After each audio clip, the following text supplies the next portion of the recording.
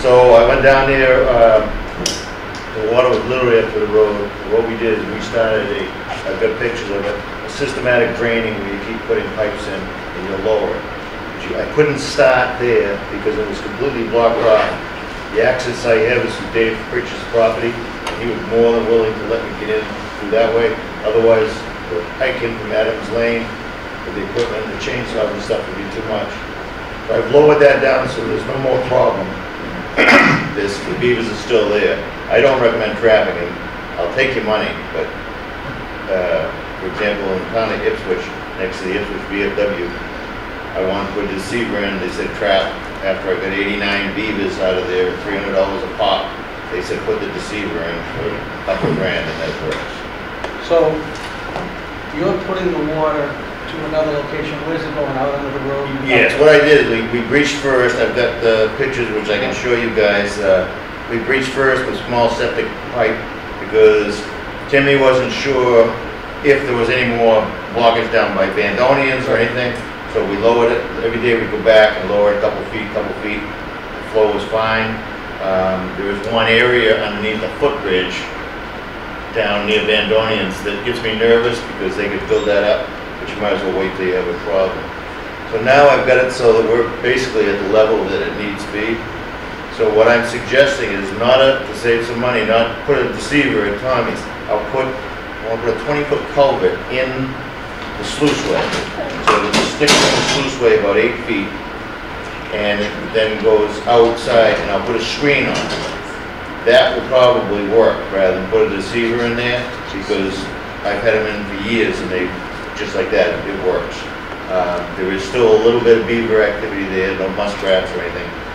But down, I'll call it up, behind Pritchard's property where the stream goes, it's such a narrow stream. When I get that down, I plan on putting in a 16-inch culvert, 2 of them, so 40 feet. Because when beavers build up a dam, you'll see some of these pictures, it's amazing. They create a ponding effect.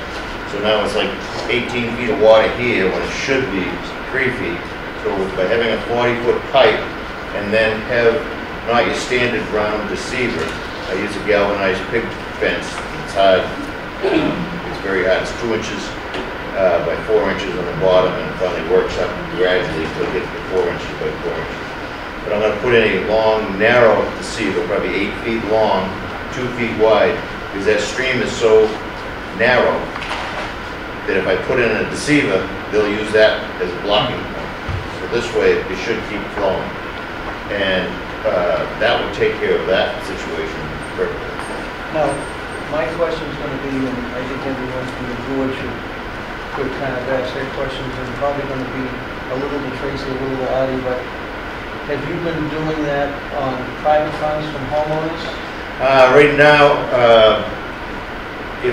this would be, if we didn't go in at the end of Adams Lane, it would be the same problem we had with Steve Bandoni.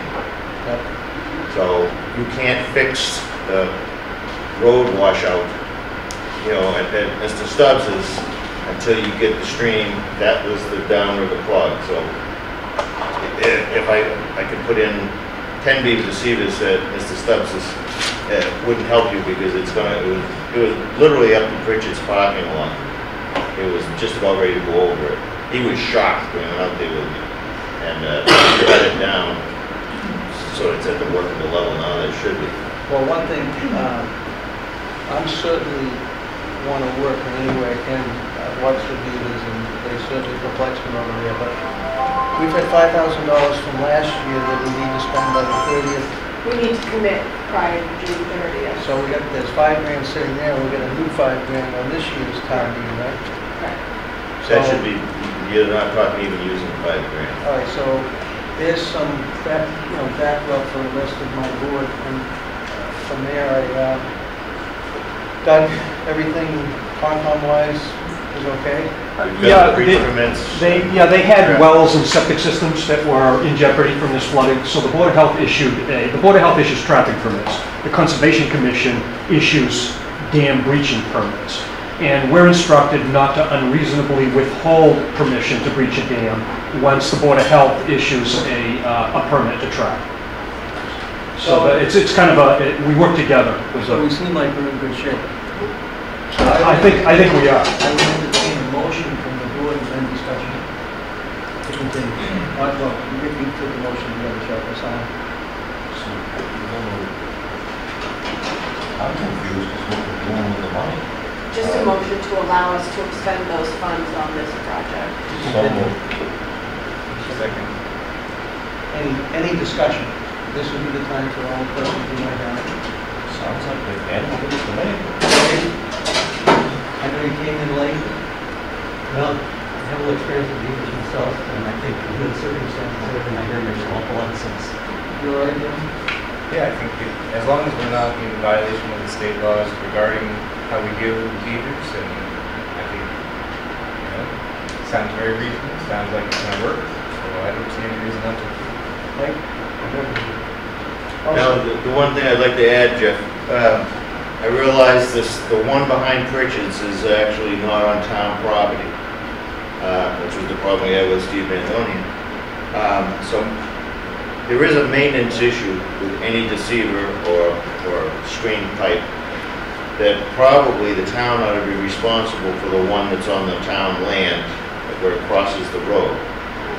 But I feel that the neighbors would be more than, just to go clean out a deceiver is $200-300 a year, and no beaver deceiver is maintenance free.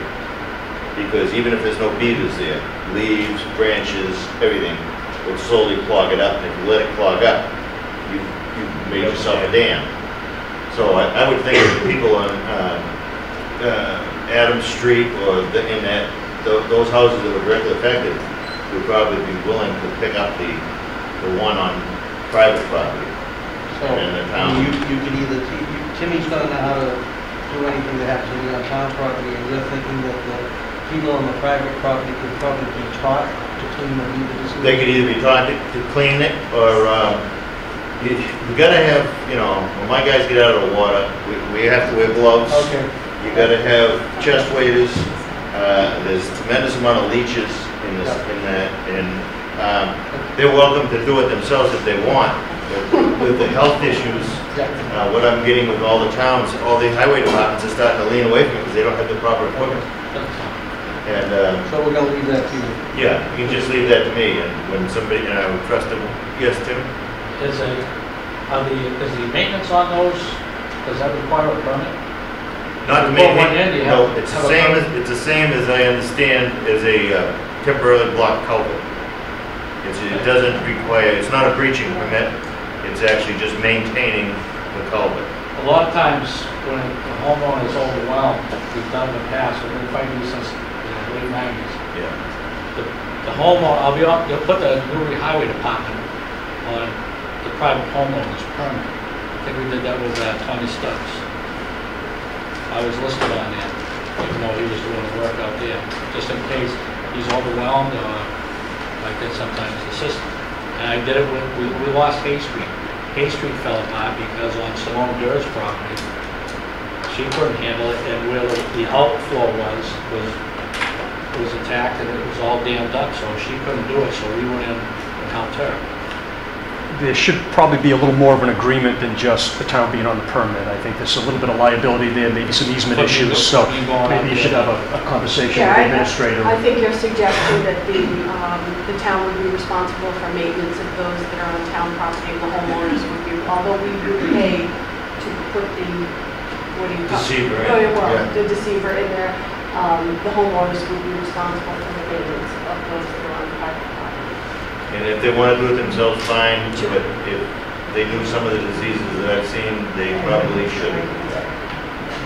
Well, the only problem I see is eventually it affects the road. Wherever it is, wherever the water goes naturally, if they plug it up, eventually it affects the road. Right. Well, being in town, I'll be riding around anyways, but you can give me a call, you got my number, or Dougie, Okay. Jeff, or anybody. Very good. There is one thing that I need to get permission to do. You know the sluice right, Tim? Yeah. On the board, near the Stubbs property. See the metal rods, they're in there? They're jammed in there. That was originally a grate. to keep stuff is that- out. is that- Yeah, that yeah. goes down to this fence. I want to take that out because I'm going to run a pipe all the way to almost the road. Okay. So That's where you were lowering the water. that's where we've loaded it, Okay. right? All right, well, So I'm going to leave all these. that's with the road Debbie. that that's the pipe that goes on the middle. Right. Okay, yeah, hold on. Not, yeah, oh, you guys can pull it up. I'll pull it up. It's in the sluice way itself. We yanked on it. It's pretty tight. Adi, Tracy's coming on. Is that- This is on private property? So, No, this is town. Oh, that's Oh, town, okay. okay, okay. That's fine. I think it's the pipe that goes on the middle road, which I That's forgot. fine. It's not the one on the middle road. It's the one in the front of the sluice way. So, can we work with Adi on that? So we can hear what he's doing? I'm trying to clarify. I'll have my guys try to do it Yeah, I'm tomorrow. trying to We're clarify what we're doing. gonna probably work on the low I think one what we're first. doing You gotta is start just saying- pulling. Hold it, that way, get their attention to it. Yeah, I'm trying to understand what our responsibility at this point in time is to selectmen. I think it's mainly to authorize the expenditure of up to $5,000, and then Tracy as town administrator can work with our respective county departments and the property owners to work out the details. And I think Zach and Tim are gonna be overseeing and working Yep, with you. I've been reporting to them both. I do think we gotta go back, though, I am gonna just go back a little bit. The only thing, listening to Dave, that bothers me a little bit is clarification on how we are gonna clean the water on private property. Because, you know, if it is really backed up, and there's 8 feet of water there, and a homeowner goes out and tries to clear it, and he gets in trouble and drowns, that's not good either, so Steve, you want? The permit application, and the permit has to be taken out by the landowner. And everyone that's affected by a particular beaver dam has to be on board that permit. So I don't see why, I mean, if they take out the permit, they should certainly be paying Alpha for his work. But it's not on the town at all. The homeowner has to take the permit. Unless they don't take care of the problem when it floods the road, then And then it floods the road, and then now you've lost the road, and you still got the flood. Well, when Tim comes and tells us that we're gonna lose a road, somehow You were there'll be something basically, done. you were almost to it. We've actually had that issue a few years ago where a private owner of the land would not consent, we had to get a consent form for him because it was on Terry and refused and we had to take it to court. Yeah, I So was we would have to go involved to in court, that. we could- Yeah, Yeah. so we wouldn't be able to just go and do something like that without either getting a consent form or taking it to court. Michelle, they come to you, however, though, when, if I can remember what I read under some of the state law, Yeah. you know, according to what triggers the beaver problem, there can be drinking, it can be a well, or it can be a septic system. The thing you have in your... I actually have this, there's actually 10 reasons. Right, I saw that. Yeah, so yeah, it's between private wells and Right. flooding and driveways. And there's actually a lot more reasonings besides just the septic system and the wells. Yeah. So there are many. And yes, it has to fall, it's that black and white. It has to fall in these 10 criterias. And then again, if the problem doesn't occur entirely on the applicant's property, then we need a consent form for anybody else that's affected with their property. So those are the ones on that. The majority of people, though, obviously that affects, is going to consent to this phenomenon. That Stubbs Dam there, are you gonna be able to lower that a few more inches? Oh, yeah, yeah, Because I still have waterfront property. yeah, I know you do, but it's a lot less now than it was, It's yes. gone down 2 feet. Yeah, oh, It's yeah. amazing. Well, see, what I had done, because we hadn't had the meeting, I had had a conversation with Doug and Tim about it, and they said, just do enough to make it so it's not an emergency, then we have to go to a meeting and have everybody see what we're going to do. So that's why I've only lowered that much. And when I got through lowering it, I went to Doug and Tim and said, look, it's not a road problem right now, I've got it under control. When after this meeting is what we decide whether am I gonna go back and finish it or what. So far, it's worked great. So, are we going to be entering into an annual contract? It's an annual cleaning? It's not necessarily annual. Okay, I've got this for several towns, parks and stuff like that. you can go several years without touching it, or Okay. you're gonna have to come back twice in 1 year. It's not a big deal. It doesn't usually involve removing the deceiver or anything like that. It's sending my guys in with the rakes and cleaning the screens out Yep. and getting it out. 'Cause I put screens on both ends of the pipe. A lot of times people will come from downriver, go in and plug it that way. Especially when the water gets down low, they do very good. All right. Can I ask, where is the water, so the water's going under, like the water you're draining is Right. going under Middle Road, and then it's going down by Pritchard, and then Right. you're diverting that, where is? It where goes you- right past Bandonians and, Goes out to Little River. yeah. It doesn't go wrap around to where Goes like, under- No, because actually you have water coming down from the Beagle Club into that also. There's several streams that go oh, together all right right, there. okay. Goes under a big culvert on the Route 1. Oh, And by that time, the water, not necessarily velocity anymore, but it's big enough that I don't think you're gonna end up having trouble. If they could move down, they usually move up. You know, usually move down. I mean, could you have a meeting as far as to just show the neighbors how to clean it? I mean, you know, the public one, the, public property? On Adams? Yeah. Well, I can explain to them that they should, contact me if the water gets up, and I will go down and clean the deceiver, or show them how to clean it. That's what I'm saying, like how long will you monitor it? You have to monitor them pretty much constantly. It's easy by Mr. Stubbs's, you have to get out of your vehicle and straight through the woods to go to the other one. And I'm not sure as to property lines, because when I was talking to Dave Pritchard, he goes, oh, I go to the stream, and then the other side goes to the stream. So everybody's saying like, that's, oh, that's not our stream. I would say if they're on town property, public property, then I'll take care of those. Okay, fine. I will appreciate the help. And Yeah. I don't want So to year round? get hurt. Yeah. Once they're installed, just a regular, I gotta deal with them every single day now. I've Yeah. done it since 1998. Yeah. Since they changed the laws, every single day. I told you, I'm gonna show you some things to do that makes it a lot easier. Good. And we'll take care of the ones on public property. Yeah. And the homeowners will take care of it. Right. The only thing now, though, I've got to have some clarification. I think we have a public hearing too, but the town, it sounds like the town can certainly ask Artie and with Tim's help, we can install and take care of all this construction and structures that you're talking about to relieve the water on public property. But Michelle and Steve added at least something else I think that has to be talked about. Maybe Doug, you can clarify it. How are we going to deal with the public property? I think we deal with the public property straight out under his suggestion. Whatever he suggests for that particular area is the tract I would take for the public property. Now, do we have to get permission from the landowners for Artie to go on that? I've already spoken to David, Okay. and I've spoken to the people on Adams Lane, and they're just ecstatic. Okay. When I went down there and took a look at it, I knew on Tommy's property what it was, because you drive by there. But when you go up through, right at the end of Adams Lane and out there, I mean, it was a lake. And it was just about ready to go. It was probably within an inch of going on to Pritchard's property, which is actually higher than Route 1.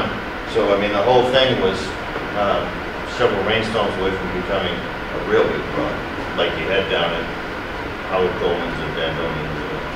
Well, the motion has been made to let Artie move forward, and probably move forward until there's some things that don't seem to work. Yeah. And in lieu of any other, She's behind. Behind. You can't see her. Michelle, yell. Just a little clarification on that homeowner property. It's on the board, I know it's on Mr. Pritchard's property, but it affects Maureen and they're well. They're well, so at one point we have pictures and everything, the water actually going to her well, and that was a health hazard. Obviously, because of the disease that the cat Giardia was the biggest one. Exactly. What is So it, what Giardia? happens if that happens again, and, it doesn't fall on the homeowner, because the homeowner is Mr. Pritchard, is the landowner. Well, he See what claims I'm he goes, yeah. It's very I don't want to get into boundary disputes. He Right. claims that, oh, I own to the stream. And the other people Alright. say they own to the stream. Okay, that So it's kind of, no, all I know is when I but have none to of it deal can with be it, fixed unless the stream is fixed first. because I've had to get the permit signed by Mr. Pritchard, and I've Right. gone up there several, Yeah. it's been a years long, but 4 or 5. I get along very good with him. I know you do, that's great. I do now too. So a motion to let Artie proceed is on the floor. All those in favor? Aye. Thanks, Artie. Doug, you want to try to sneak in, or should we do public? All right, public hearing is with folks from National Grid here. Artie, you have some more? I have 2 more things. Okay. Timmy wanted me to go out and take a look at, on Scotland Road. What Scotland Road is, I went out there and talked to my cousin Billy, and that is not a problem in itself, except the water is higher than the road. What they've done is they've taken a stone wall and they've made it into a dam. And because along the stone walls, you had, in the old days, all the big trees grew. Now, I had this trouble down in the Patton Estate. We went and they said, well, the pond's here, it's not going to bother anything. When a windstorm came and it blew over one of the trees, which is, because they're all dead now, incorporated in the stone wall, and now you have 7 acres of 3-foot high head wall, and the only culvert underneath that road, which ends up going into Little River, is a 16-inch half-failed steel culvert. And I've got pictures here which will show you. On the other side, because it's the grass, there's been no water flowing, everything is filled in. So Yeah. it's going to, if we get one tree decide to fall over and rip up, that head wall will make it a 20-foot breach. And Timmy will end up losing that road because it can't flow through the stream that fast. It can't flow through the culvert that fast. You don't have to do anything because there's no problem right now until a tree falls. But talking to Billy Colby, he likes to see the water anyways. He doesn't want to have his fields flooded. He doesn't want to have his property destroyed. Neither does, would go all the way to the industrial park at the Sweeney's because I've walked there. Okay. I would like to suggest there that I put in several perforated septic pipes down. There was an old entrance into that field. There was a field at one time. And lower the water with just the septic pipe, breach it with a machine over to the culvert, and it will probably have to drain for 6 months before it's down 6 inches. And by that time, haying and everything is over, and we can bring it back up whether we want to lower it down another foot or so.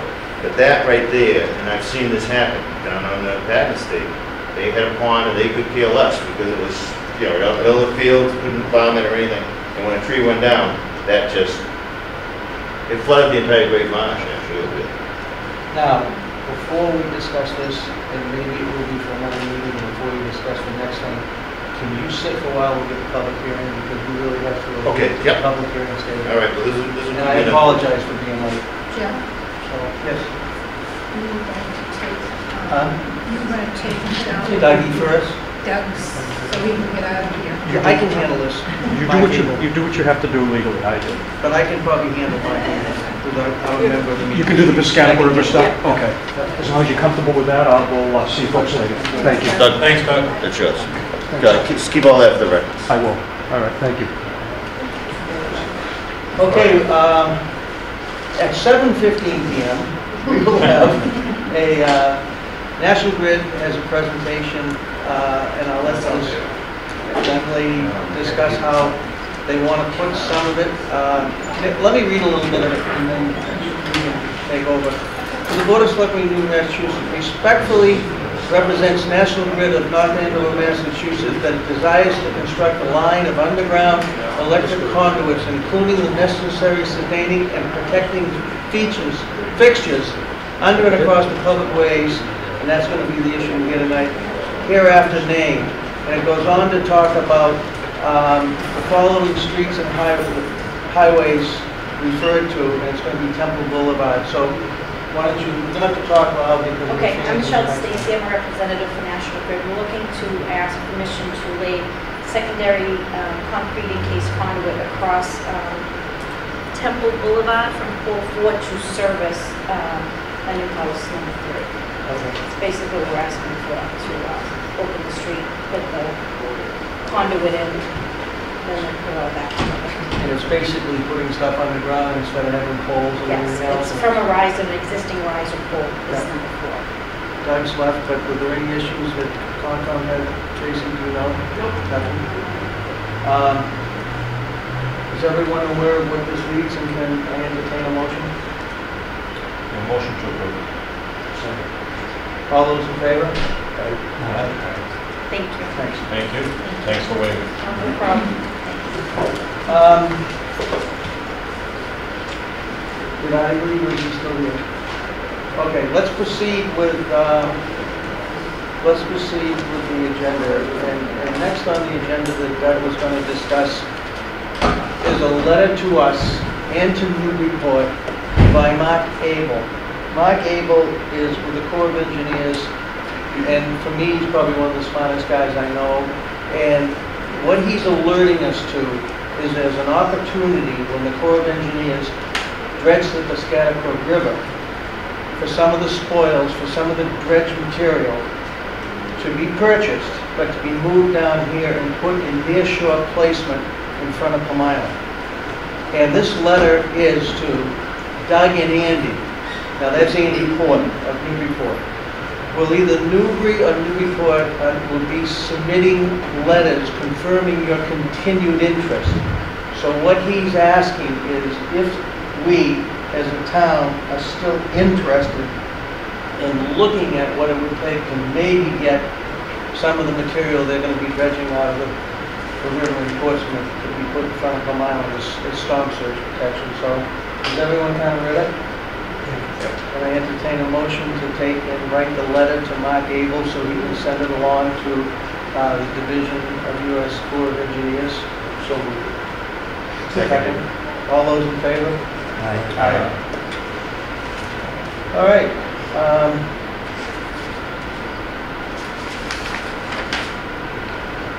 Is one-day liquor license for Ipswich Ale Brewing on Saturday, June 28, 2014, 10:30 a.m. to 9 p.m.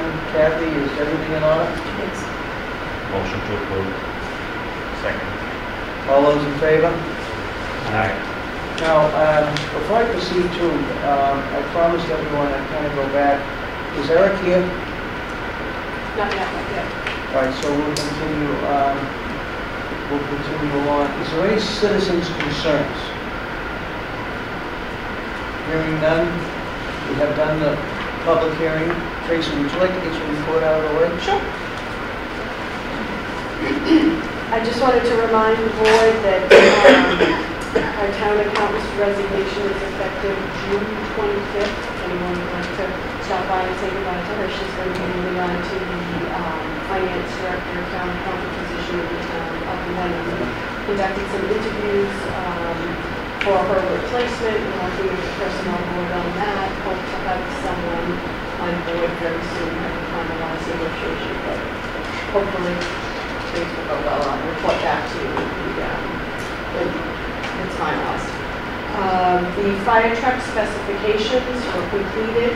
The Board of Fire Engineers met last night, and they did vote unanimously to approve them with a few minor changes that they recommended. Jimmy Creamer is currently reviewing the contract document substance, making sure that nothing's missing from it. Once I get the green light from her, I'll sign it, execute it, and we'll get the truck ordered. Also wanted to let you know that Patriot Properties are going to be out in the field doing data collections beginning on June 23rd. We expect them to be out there from the 23rd through the end of July. They have appropriate credentials, badges, identify themselves. The PD knows where they are at any point in time, knows that they're out there. A lot of times residents will approach them and ask them questions relative to the valuations of their property. They really don't know anything about that. They're just measuring, listing, collecting data. Any questions like that are best addressed through the assessor's office. And you can contact them at extension 308. We had talked about back in April the electronic billing approval, so that it would allow the collector's office to send out electronic bills if a resident should decide to opt in. What we didn't do was we didn't take the formal vote. So I would ask you to adopt Mass General Law, Chapter 60, Section 3A, so we can continue on allowing that practice. It's a technicality, yes, we talked about it, but we didn't have a formal vote. So moved. Okay. Second. Great. That's it? Forget about it. All those in favor? And the only other thing I have, there's been a lot of discussion lately about roads, town roads. So I asked the DPW Director, Tim Leonard, to join us this evening so we could kind of go over a list of his recommendations and the board could take a formal vote on accepting the improvements as he's suggested them. So I have this for you.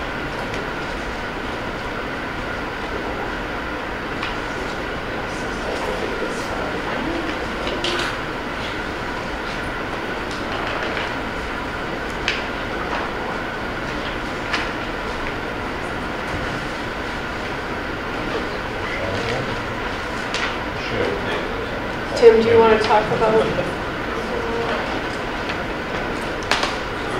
Approach the board. Just like the same, make sure we get the same people. Rough paper, Tim, you try to the one you need.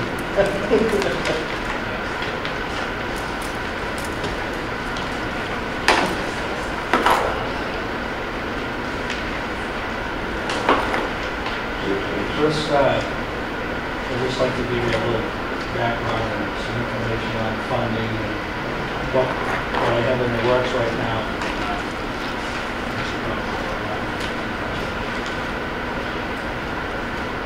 I don't know if you be prepared for any questions you might have, so. Are you aware of the winter rapid road recovery program? This was a state fund that was a gift. My 25 years I've never seen this. Because the winter was so bad, they used Chapter 90 to figure out what they would give the 351 cities and towns. The town knew we got $41,139. But we have to spend that. We had a deadline June 30th to identify what we want to do with it. Now, this isn't the winter recovery, This is the winter recovery funding. Over and above anything. Over and above Chapter 90. Right, I'm gonna start with that because it kind of affects some of the road work that I want to do right now. That's not affected by the fiscal year, correct? No, it's, we've been going with deficit and I think reimbursement dates up to November 1st. But anyway, so we have this $41,000, but we have to have all the projects completed by September 30th of this year. So, when we paid Moody's speech, we had $80,000 in our account that Tracy had set aside for road improvements. So we used that $80,000. The total project ended up costing $87,000 and some change. So we took $7,000 of that winter rapid road recovery project to pay for that. Then I did a $7,000 guardrail improvement job down by Bob Lobster on Tomato. Everybody remembers that old white guardrail that was falling apart? It was 350 feet. We did that. That was $7,000, which leaves us a balance of $26,797.54.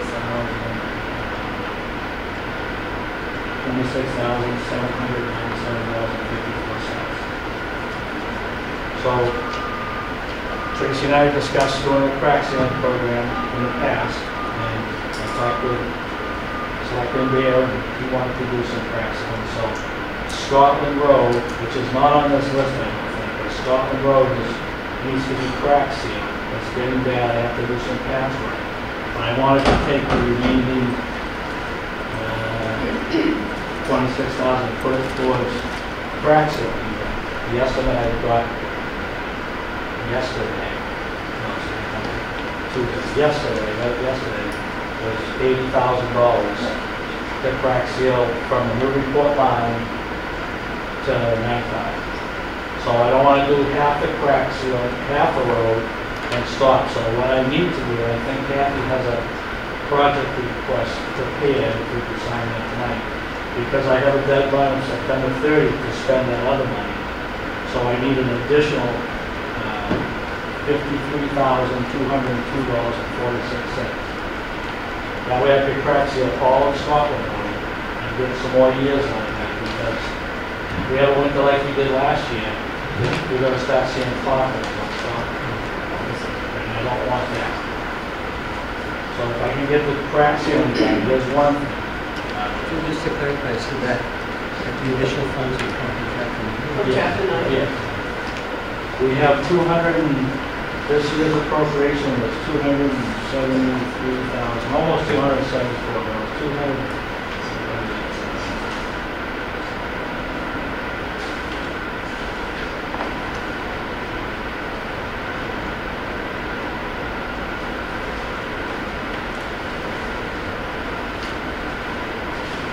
So Tim, are there different grades of crack sealing? We have two bids. One was a hot reinforced fiber crack sealer, and the other one was a crumb rubber crack sealer, which the crumb rubber will be better because it can stretch. But the other stuff, when it gets cold, we have your freezing thaw cycles, and the other stuff can crack. And they put it a low bidder. The spec was for crumb rubber, we had a low bid. And the spec was crumb rubber. We thought we could reinforced fiber. So he's got to do the crumb rubber. So we're going to get the top notch. We're going to get the top notch. It's $8.70 a gallon. And they grade it light, medium, heavy crack. Solid roast, heavy crack. We have all three? When's the last time Scotland Road was resurfaced? I did an overchip overlay, which is a wearing surface. In the 90s. It's almost like I can remember it. I was there when we built it in the 80s, we have really full, all reconstructed new drains in '83. And sometime in the 90s, we put a wearing surface on. It was called an overchip. It's cracky band now, so. I mean, I think everyone's got to realize that the amount of traffic, so I mean, that road sustains. So I mean, it's like the main artery in 95. So, and it gets heavy truck traffic. So I think we're lucky that it's lasting as long as it has. Yes. So trying to maintain what we have, I think is really important, because the alternative wouldn't be good. That's right. That would be a very expensive program. Yeah. So we're going to combine everything in one motion, or do you want to do the... Well, I want to do a crack sealing, and we have, I can get a project request. Yeah. If we can get that signed tonight, I can get that to the state for approval, it's a little bit for approval. I can't do the crack sealing until the end of August. And I don't want to do it if it's too hot, the traffic, if it's too hot, if it's up 95 degrees, I can go on crack seal. So I'm trying to wait till the end of August, but I gotta wait till September, I gotta get it done before September 30th. Wow. So I have it scheduled the last week of August. So seeing how this is timely, can I entertain a motion to, How long will this crack sealer protect the road for before looking at doing again or repaving the road? Well, if you could seal it up, I think you can get 5 years on it. These freezing thaw cycles kill it. And if we have another winter like we did before, if the roads move, Yeah. and if the cracks open up, if the water gets down in there, you get that. And it's really bad right now, so it will save the road if we can seal it up. let's make a motion to proceed on the crack sealing. If there's any more discussion, we can discuss. I move that we approve the project request for crack sealing. Second motion. Now, is there any more discussion? Seeing and hearing none, All those in favor?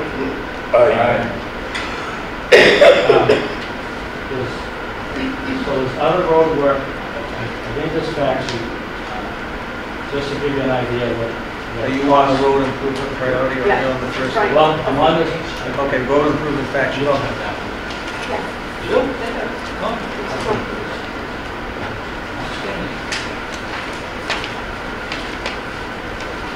Fact sheet.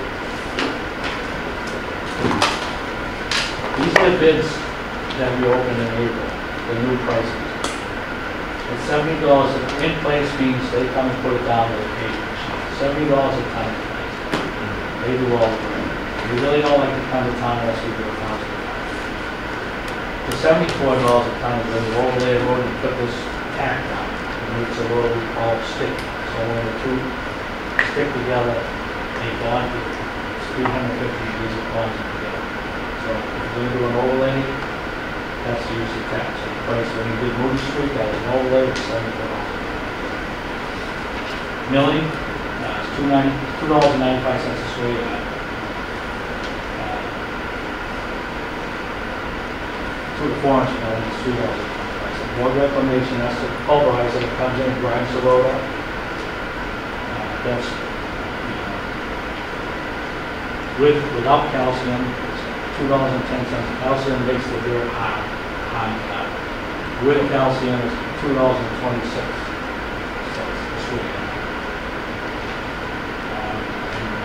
The crack seal, I was at $8.70. Now, the pay, this is the shock. It's almost $234,000 to pay 1 mile. We have 64 miles of road. And I think on the list that I said that the roads that really could use some work, I have 19 roads on.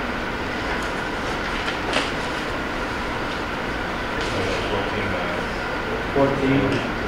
It's almost $3.4 million to over the roads that we have. And it's not grinding, that's not your budget. Just trying to give you an idea of how far it was going. It was 4 or 5 years we were, money was tough, we didn't do any roads, we had to balance the budget. You had to do something every single year. Big difference between that number and what we get from the infrastructure. We only get $273,000 a year. I can do a mile, but there was years we didn't do anything. And we typically used to let it build up. Elm School and Central Street, I did that within 6 weeks, and that job was close to $900,000. So when we subtract the 53,240 from the 274, how many miles of road does that leave us to do? How many miles? This is Half. It's not So, even. I mean, We which can't- road? I wouldn't, well, you know, a long time ago, they paved, you see a section of St. Street. You go a little bit and stop. A little bit and stop. Yeah. I'll put that in the front. I can stretch it out and do something. Locker Road is bad. Church Street is bad. Church. And this is, you So said roughly this, speaking, we've got enough in chapter 90 if we use just this type of work. Enough money for this and That's right. We can do the crack sealing and whatever's left. so if your two high priority, the first, second priority, Highfield and Church. I feel is the same, it's too much to crack seal. Too far. So both of them are a mile over, a mile over. And that's what we wanted to bring to your attention, is to highlight, number one, we exercised some bad practices in the past where we would take our Chapter 90 money and we would use it to purchase equipment because we couldn't get votes to buy equipment. Now we have a very robust capital plan and we're able to make those equipment purchases timely so they have the tools that they need to run the department. And we're building up our Chapter 90 funds again. But we're so far behind the 8 ball that we're never going to be able to get completely caught up when you look at the list of roads and the condition they're currently in. Now, the town meeting did vote to allow us to get some engineering, get some software to help us in the prioritization. But in the meantime, we just wanted you to see what the DPW is up against, and kind of employ your patience and where they're going to try and do road by road, but we're not going to address everything on this list for the next 10 years, exclusive of a debt exclusion override for $3.5 million to repair these roads. It's just going to be over an extended period of time.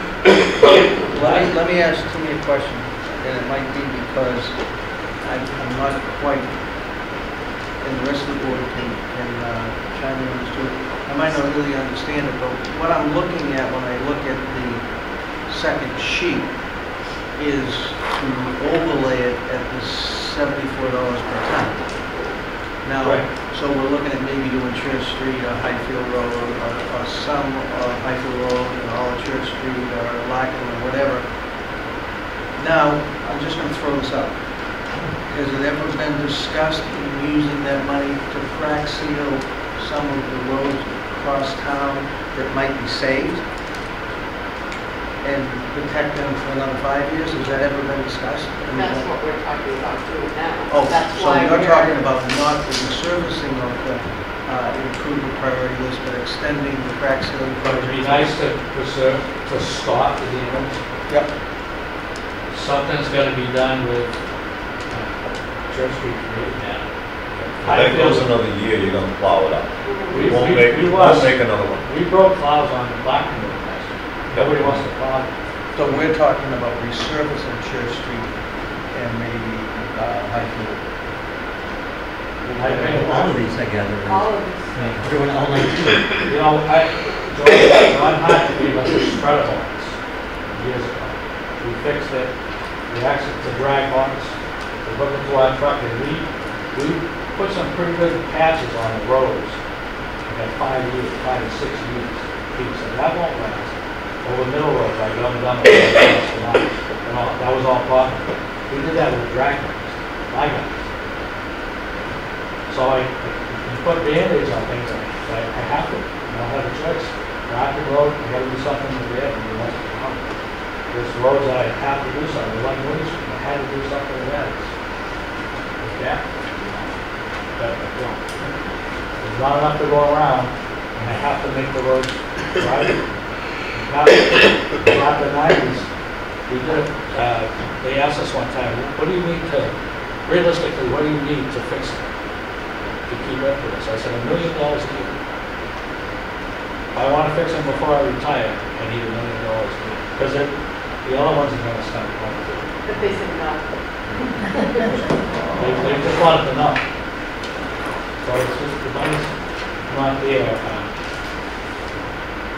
We have the Byfield Village project. The bridge has to be done. And the head wall can't get in there. It's going to put it on. Didn't have SPS done that last year. Okay, cool. And we looked at, we do some, we can chip some of that concrete out. Yep. I just need something to bolt the new railings. That's gonna fall over, gonna take out the gas meter. And when that happens, we're in good trouble. They're getting you a price, or do they give you a? Getting, Okay. we just gotta have, when we look at it and mess something up, we ask for I saw that. them over there last Friday Once night. they take the railing off, repair it, it's not going back on. They'll repair it, and then it's got a New Jersey road, it's gonna be a 1-lane road. We gotta really think about this and coordinate what we're gonna do, because once we take it off, we gotta put a crash tested, mass compliant railing back on, just like they do on Center Street. And that was 80,000, and that was Jack.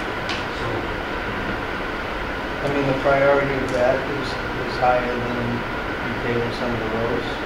the bridge railing is a priority. I gotta do something with Highfield Road, I gotta do something with Allen Road, Church and Church Street. Not enough money to do it all. I could take something out of my budget, but we have 30, 80,000 of appropriated. Oh, in road improvement? And what is the potential for the patching, to do the patching that you have to build? Is that not going to work on Church, Highfield, and Larkin Road? It will, if you put it down as simple as we can afford. I can do it for $66 a ton if I do it. But, $4 I can have one. But they want, you can't just have them come and do it for a ton. Right. They want 1,000 ton. Well, about 600 ton. It's $5,000 to deploy equipment. They come with, if it's a small job, they'll charge you $5,000 for deployment. But also my concern is if we start putting patches on top of patches, we're not going to build This is out. what we've been doing. So If I put it down thick enough, it'll last for a while. Yeah. I have done it. It'll last 20 years. So the board, I think, should, be asking Timmy questions like, and then entertain some sort of motion. Are we gonna, You can just accept the report. I mean, we're not asking you to. when do we have to proceed though? Well, I think the goal this evening is just to bring the Okay. condition of the roads to your attention, that you would understand the magnitude of what we would be looking at to fix all of them. The goal is to also continue to increase the annual road improvement project budget. Ideally, it should be somewhere in the range of $250,000 a year. It was $80,000 last year. I think I misspoke. I think we dropped it down to 50 this year, if I'm not mistaken.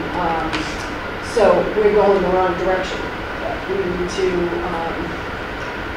look at increasing that, to consider is a debt exclusion override for road repairs in the future. Hopefully the software will help us. It will give us guidance in doing what you had mentioned, Chairman Walker, in looking at all of the roads, identifying the conditions, doing the inventory, and keeping the roads that are in good condition in good repair while you bring the bad ones up. So that's kind of what we're trying to accomplish. So we're in process, we're paying attention to it, we're aware of the issues. I know you probably field the phone calls about my road's not in good repair more than I do, so I just wanted you to be aware of it. And when is that software going to be up and We got to running? bid it. We have to go out to bid it, so it'll probably be 3 or 5 months. What Moody Street cost? What did Moody Street It was cost? $87,000. Okay, and that was what, 1,100 ton? Yeah, it's 1,100. 1,100, 1,200, close to 1,200. I did that little section once. So that's it. So they came up that, after we could do 2 streets combined? What you have left to say? Quick, sorry to take up so much time, guys.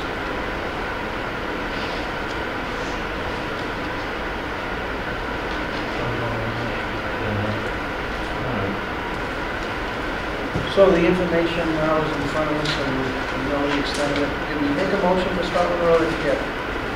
Yes, we did. So you just need to sign it. So we need to sit and We can send that in, I'll fax it that.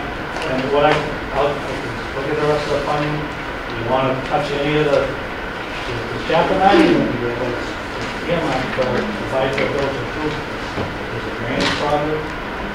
There's things there. Move forward with that, for you, the money's earmarked. That's money's gone. As of right now- Drainages, we need to do the drainage, and that was 700,000. As of right now, the board has voted to move forward with that project. If you want to reconsider that, it would be. now I understand. So meaning that money for chapter 90 is already in place, there's no range. This But is we're talking current- about, Current year chapter 90, Correct. so we're just near the end of the fiscal year, so now we gotta start reviewing that. And next year's chapter 90. I mean, what was the total? The total project was $2 million for everything on there. 2.2 if I remember right. Yeah, that, Not including the bridge. Well, Did not it did include not the include bridge. include the bridge. the bridge. No, it didn't. Right. So, that's the drainage, there's another new drain line going down Central Street, to Main Street, Booty Street, all the way to the river. The head walls in question, the bridge there. The other thing that didn't cover was the retention field. Concom won't allow the extra Right. water from, because there's 3 culverts down by Moody Street that go somewhere else. So, speculate 3 million for the thing, the bridge, retention pond. We're gonna tie up our chapter 90 funds for what? 12 years? So every time. No, I think that's an override question at this point, really do. And that will loosen up the chapter 90 money that we have. So for you, right now it's, It's, you know, right just now it's speculate, going for guys. the drain. It caves in all the time, that rain line, all over there. And the guide rail is really needing repair. I was down there the other day looking at it. So, I'm worried about the gas main, there's a gas main on here. well, that's not on us. Well, it only blows up. I mean, if it's big, it goes off and takes it out, it's gonna be a disaster. So, should we entertain a motion to put that on our ballot? The Byfield Do you want to Village? take it under advisement and think about it, or do you want to vote it now? Next month? I think we gotta digest this, because Okay. I mean, the problem we've had all along too, is that like with the highway fuel fund, you know, that's in competition with so many other needs we have, you know, type budgets, so it's just stuff, there's a lot of knock-on effects, it's just, Yes. you know, it's small, so there's an overlap, we should think about this now. So, I think we gotta think this one through, it's not gonna be easy, you can see that. Okay, so you got my cell phone, if you want to say. You have a question? Thank you, John. Thanks, Tim. Thanks, Tim. So we're gonna sign, coming our way to. Just call me doom and gloom. Eric? Back to the agenda.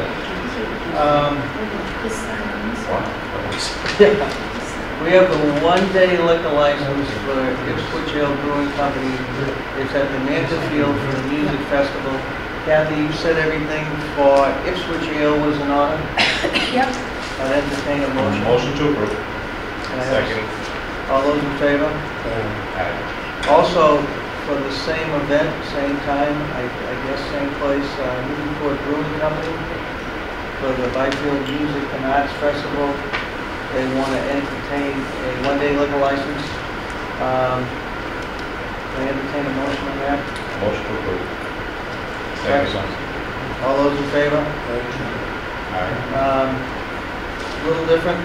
This is a one-day liquor license for a McDonald event at Spencer Pierce Little Farm. It's on June 21st from 4:30 to 10:30. Is that all in order too, Kathy? It is. Entertain a motion for that. Make a motion to approve.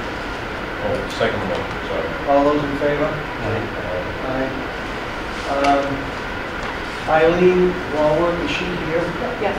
I'd like to have you speak about what you would like to do, and that's fine. The only thing too, which before we proceed as a board, that's come to my attention, that the Council on Aging has their annual fund raising information that was going to maybe go in those tax bills too, and only one thing can go in those tax bills. Oh, no, I'm not for a tax bill.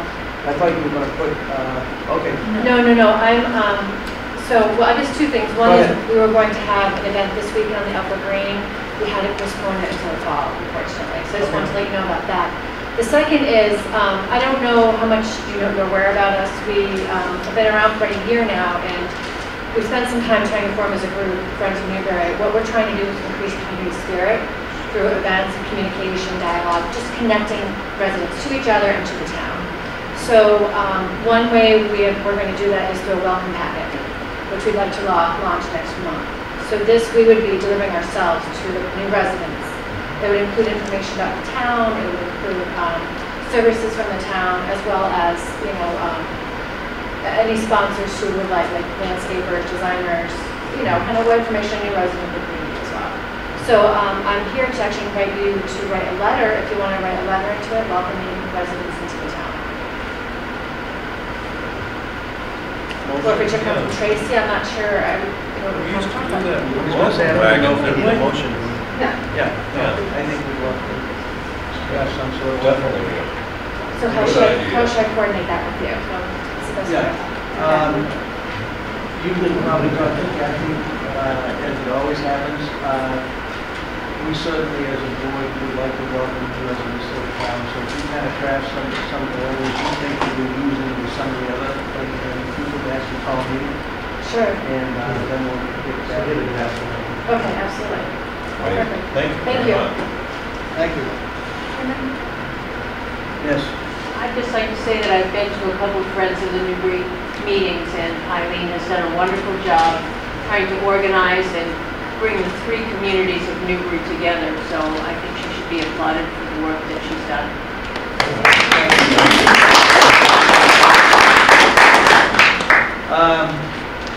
The new business license has been tabled, Kathy? Yes. Okay, on to the Plum Island Beach homework, and we have a letter from Greg Pugh, and he is asking, we would like to have some unnamed music on Sundays from 4 to 7, request permission from the Board of Selectmen. And this has been released, this has been asked before, and I talked to Doug a little bit just to see what kind of information we have with the town, because I have a little bit of a feeling, and now I'm getting the information I asked for. But, you know, as I will read this to the board, and I don't mean to preface what I'm going to read, and hopefully it's not antagonistic, but it seems to me that unamplified music on Sundays, maybe without drums, it doesn't seem like a request that is out of line. So this comes from the building inspector. Tracy asked the building inspector to give us some guidance on this issue because it has been an issue that's been in question. So I'll read to the board what Sam sent us back. On the subject of a one-day liquor license, this Mass General Law allows for up to 30 one-day licenses at the discretion of the Board of Selectmen in Newbury's case. The same Mass General Law requires the fire chief to weigh in prior to approval. Entertainment licenses are not as clear in Mass General Law. I would ask the same due diligence be given in issuing an entertainment license for a single event. State building codes does not allow for entertainment in a restaurant in such manner as it would create a nightclub situation without the owner taking additional measures to meet the intent of the code. I strongly recommend having PD and fire weigh in on a proposed event prior to the approval and set guidelines for what preventative measures will be taken to ensure patron safety during the event.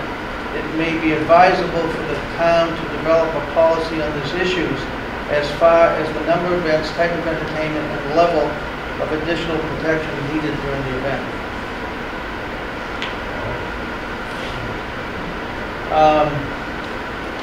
Any comment from the board? Yeah, I mean, I think, as the board knows, I've been a little concerned about this particular situation because it seems like about every other selectmen's meeting, we've got another special request for this business. And I'm not against business in general, but it just seems like functionally they're getting to the point where they really should have an entertainment license as opposed to trying to do all this as sort of special one-off deals. I guess that's what concerns me is that these only happen once in a while, but we're seeing all kinds of live entertainment requests and so on and so forth.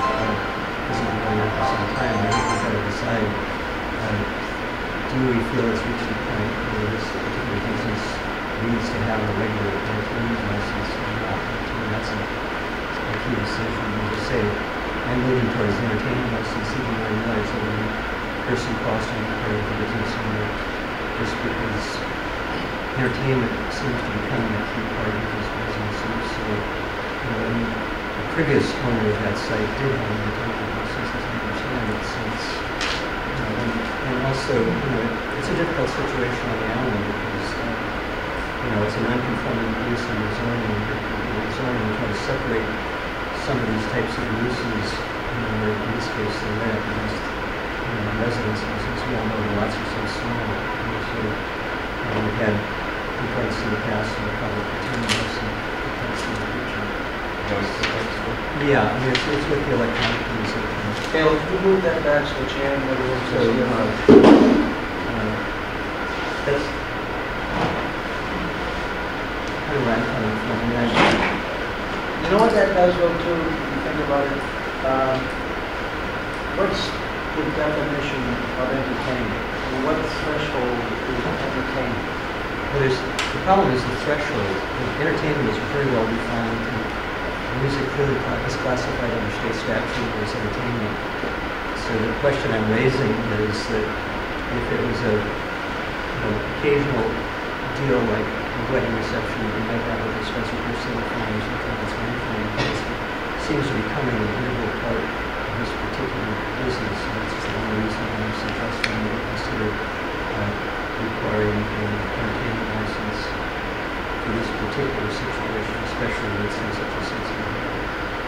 I mean, it's hard for me as chair to not think that a person could have maybe guitar or a piano player. I mean, because at least for me, if we had a bartender that could flip the bottle 3 times in the air and catch it, people might line up and think that's entertainment.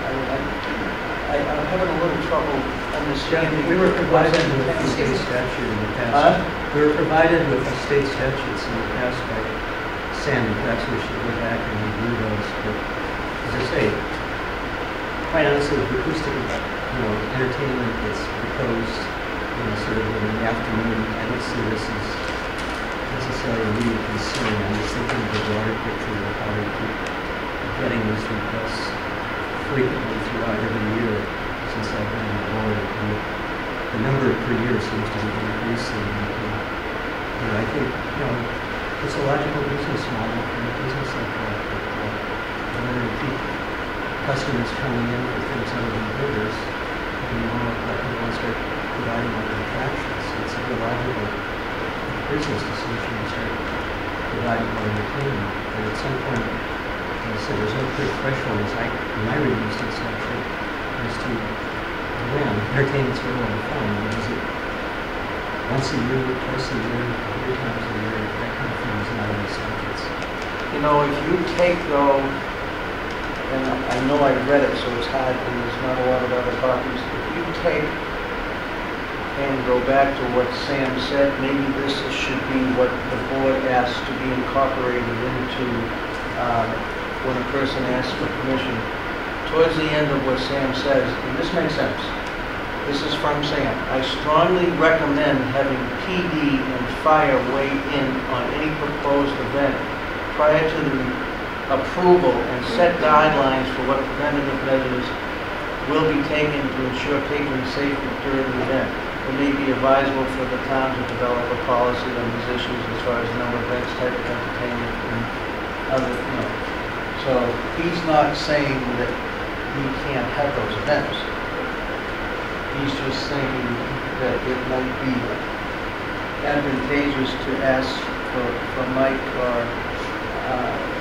fire departments. Yes. No, it's just trying to think about entertainment. I mean, isn't a jukebox entertainment? Maybe more specific entertainment would be something that you would charge money for, or cover charge, or something like that. That would be considered entertainment. Whereas just music in in a restaurant. The state statutes, I mean, what's the difference? The state statutes don't make that distinction. I mean, we can, if we're going to do this as sort of one offset of the state statute. That's it. Quite honestly, my side of the discussion was to start the discussion following up with Sam's recommendation. I think that if we're going to continue to do this, and I distinguish this type of situation from special events like weddings and so forth, and I think we've got to have a coherent policy, and I'm not comfortable with the way we've been handling it. The main cost to the business owner, as I understand it, Sam's doing is that if they go for that license, it imposes new building code requirements like sprinklers. So there's a upfront cost to the business owner if you do require a business license. That, again, we're trying to help these small businesses exist in town. That's the kind of thing where we're weighing, just as a community does, between the interests of the neighbors and the interests of the business owner. And the safety. And the safety, yeah, and the safety of the patrons as well. Mike? I have no problem like we have in the past, with license these establishments as restaurants.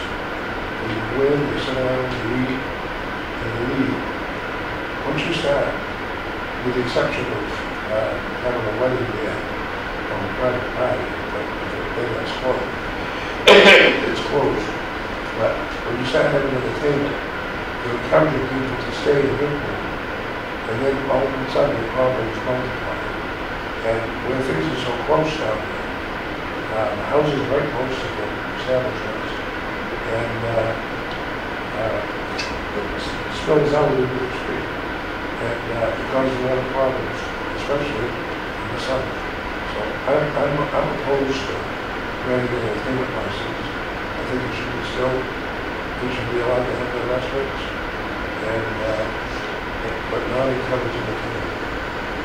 We people stay and make more than Excuse me.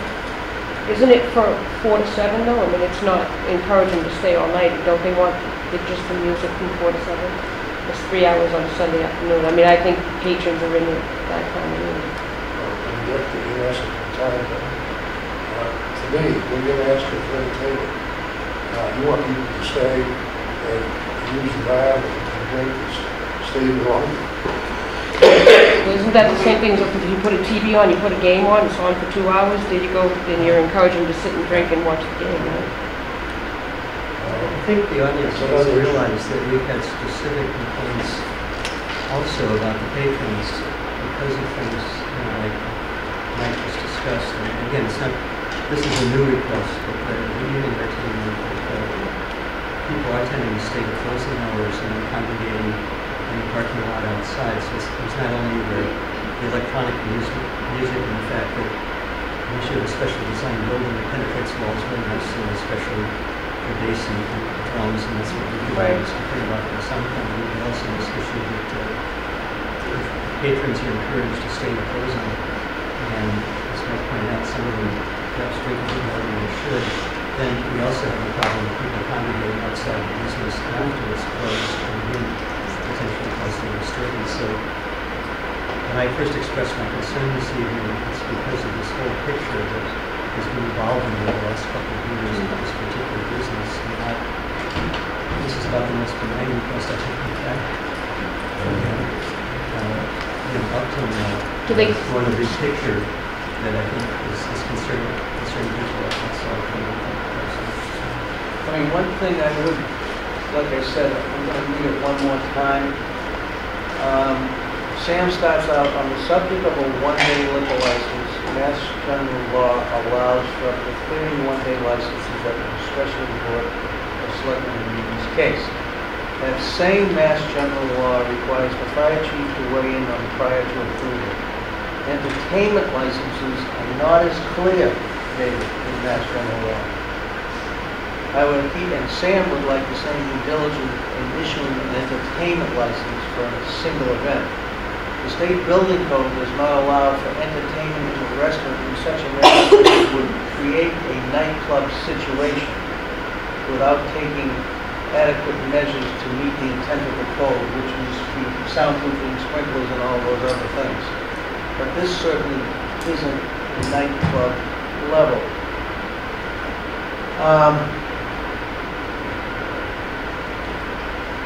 What do you think of Chuck? I do think he's coming out with an awful lot of requests. It's to the point where, is he going to be a nightclub? Is he going to be a restaurant? Excuse me, I'm happy. Oh, I'm sorry. Yes. When you first came to the board, to get the license to move into that, it was specified right there, and I remember it well, no loud music. It was going to be a restaurant, family restaurant, in and out. Absolutely. It is morphed into this. So it is morphed into something that we did not approve. We've had a lot of complaints from the neighbors. We have a neighbor right here tonight. Maybe we should hear from Timmy if he would like to, with the chair's approval. Actually, Tim, let's ask you that question that this is stating, because this is the difference. The Beachcomber is requesting unamped music from 4 to 7 on Sundays, which means no amplifiers and probably, you know, what we were gonna talk about is no drums, 1 or 2 people. Well, I live at 4 and 4A Royale. My house is 12 feet. There's a 10-foot hot top paved roadway between us. So it doesn't take much. I remember when Mr. Pugh came to talk to me and asked me if I would have any objection to him opening the restaurant. And I said, well, I don't know if you can do that because it's been vacant for 6 years, but the only time I would object to it if there's music. And when there was loud, there must have been 30 or 40 bands there in 2013. But they were always for fundraisers, so I didn't really say much until I just got sick of it. So I started going over and talked to Mr. Pugh, you know, 2, 3, 4 times, and he was always nice. I apologize. I haven't had any trouble with you, and I'll do my best to keep it down. So after the second, third time, or whatever, I called Chairman Story. I said, can you help me out? And he went down and talked to him, and Mr. Pugh called me immediately. He said, I'm really sorry. I'll do my damnedest to keep the noise down. And the next time it went longer and louder. So I started calling the police department. I said, evidently he has permission to do it, just come down and document the noise. So they come down, they said, you can come in my house in the wintertime with the windows all closed, you could hear the music. And I don't want to be a bummer to a fundraiser. If it's for a good cause, I'll just tough it out, but enough's enough. And then I came home, I don't know, a couple Sundays ago, and they were playing a keyboard or something, and I could hear that. So it didn't take much to set me off because I just thought he wasn't supposed to be doing any entertainment. Well, Sergeant Jenkins was at my house. He said, yeah, it's loud. I said, well, I don't think there's anything you do. He says, call the building inspector and see if they were given permission. Did something change while I was away? And Sergeant Sam said, well, he had permission for, I don't know, something soft, a guitar player or a singer or something, but he had I didn't go in there. Evidently, they had an amplifier to it. And if they didn't, it was loud, and I could hear it, and you could hear it at my house, and you could hear it in the street. So it was probably close to the time they were going to stop, and I haven't heard anything since. So it's been nice and quiet. But my house is 12 feet away from the Beachcomber. I've been there a long time, so I've lived through a lot over the decades there. And it looks nice. He did a great job fixing it up, and he promised me he wouldn't be any music, and I don't know what he said to the rest of the neighbors, but he didn't really try hard to keep it quiet. So trying to make a lot, so everything works. We didn't do some fried foods, now we're adding that. We add things to try to, make a living. It's tough out there in the islands. A lot of people don't mow that bridge, so we have to find different ways to be able to get people to come in to, eat dinner, spend money. Coming off the beach just 4 to 7 on a Sunday afternoon, that's all, we're asking for with the unamplified. And when the officer came in and talked to our manager, he said to her that, he goes, is this a joke? He says, he couldn't even handle that. He was hearing all the patrons over the music. So, it was one guy that's there, but, I know that you are very close, and, like I said, we do try to keep it down. And when we did the music during the winter time, that's really kind of what helped us maybe get through the winter. But we stopped at 10 p.m. on a Saturday night, so it wasn't the nightclub atmosphere that, that's, these buildings that we were talking about, the nightclub, they're not a nightclub. Or, we serve dinner while we're having, the lights stay on. It's we don't stay on, open late hours. You had a lot of five-piece rock bands in there. If I put a five-piece rock band in there, at the end of the building, it'll be very, very loud. Steve? I'm just curious, how many of the other restaurants in that vicinity have entertainment? Well, I can't really speak to that, but I think what's gonna happen here is I think we should entertain a motion on the request before us, and we should also work a little bit on what Sam has asked us to do as a board, and maybe use some of the other, Mike in the fire department, and start to work towards developing maybe more of a definition of what's considered these one-day entertainment requests. And I think tonight what you vote on is going to be probably what you vote on for a lot of other people that ask for the same thing. Quite honestly, Jeff, in all fairness, I can't remember any other business in town making these kinds of requests, especially on a routine basis. So I think that none of our other businesses, to my knowledge, other restaurants, food serving operations have entertainment licenses. There's a difference between, in my mind, an entertainment license, which is a very formal thing that falls under state statute, and our approval of sort of special events. A lot of these requests, including the current one, I've heard is going to be very eager. Again, I completely understand, especially in the winter, the need to convince people across that bridge. At the same time, again, you're trying to balance the needs of the business owners with the needs of the patrons, and especially the needs of the neighborhood. See, I think where it gets to be hard to define, it sounds like we have the ability to get like 30-day, one-day licenses. So even though one person might only need it once, one person might need it 5 times, one person might be asking for all of a sudden it's possible. But Jeff, did you read this request? The way it's written, it says music on Sundays.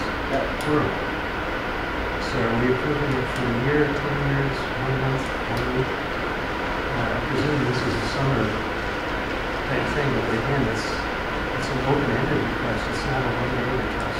That's what makes it different from, the fundraisers and the weddings and the other special events. And again, we shouldn't confuse liquor licenses with entertainment. That's a separate issue. Not relevant to the request. I'm ready for a motion. Can I ask a point of information? Since you're here, why is it that you're not seeking a standard entertainment license? Since the building is already in the past been approved for entertainment, it doesn't seem like it would be a huge expense. Well, because they said with the new building code, on top of the stand, that with having advances, we would need a sprinkler system. Because where our occupancy is at 98, so we don't need a sprinkler system for the restaurant. So, but with putting in band, like I say, and to be a nightclub, which was, like I say, extended hours, limited food service, I mean, it was a big list, very specific of what constitutes a nightclub. And that sets in at 50 people for 50 occupancy to have a sprinkler system. So a sprinkler system is a little out of our I think that was budget right after now. the nightclub fire. Yes, exactly. Well, I'd like to make a motion that we approve the one-day request until such a time as we've been able to come up with better guidelines, at which point we review the license. Further, this is not a one-day request. Well, the request. We could do it for approval for X number of months or something like that. So that's the problem, right? This is written right here, it could be forever. Well, that's why Many I years. put until we've come up with our own guidelines. And Yeah, the so I mean, we license. could say we would approve, this specific request until September 1 or some date certain like that. Since it seems like the meeting interest is to do with some, It was maybe for 20 days. well, yeah, I picked a number to get the conversation started tonight. And so it was natural, I think, all numbers is equals to 15. It could be September September 15th. Listen to what Dave was saying, though, too, and also wants to say something. Unamp music, after listening to what Tim was saying, too, doesn't, that might be not a strict enough definition for giving something to it. I mean, is it gonna be unamp music with 6 people with drums? No. No, so I mean, No, it's gonna be like one or two people, like I say, someone singing, on the last night he was singing, like, he would sing along songs. but it doesn't say that in this. That's correct. That is very vague, especially, is it for the summer, is it for the month, is it for, so that's my concern there. Labor Days. Figure out, really to figure something else out.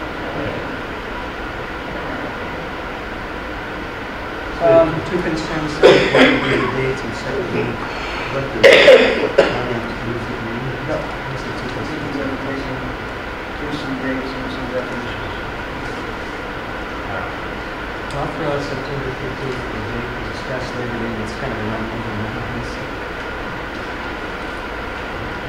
I don't want to go much more.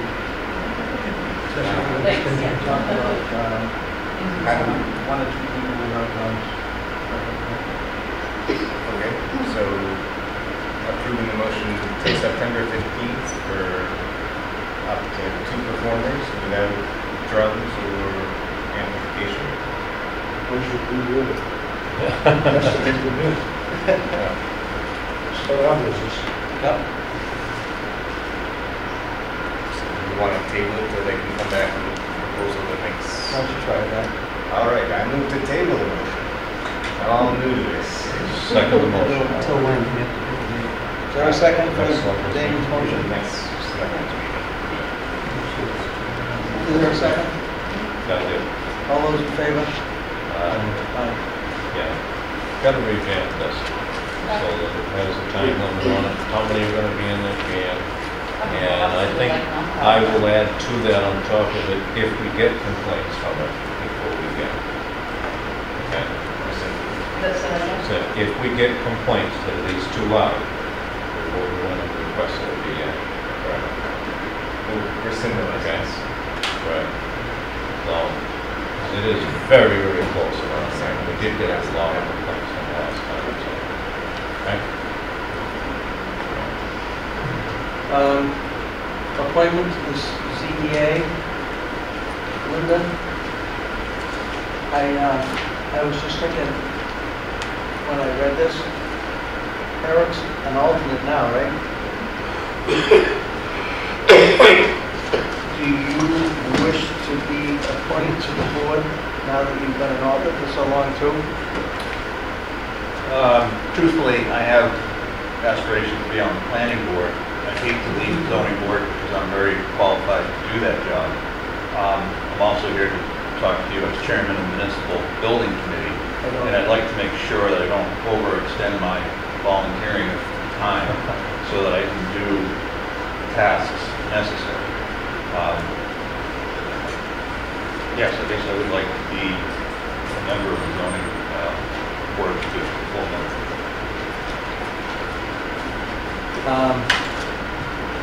Did you submit for a full member or a? Yes, that's fine. So, where Eric has been the alternate for quite a while, Fine by me. huh? Fine by me. Would you entertain being an alternate? Yeah.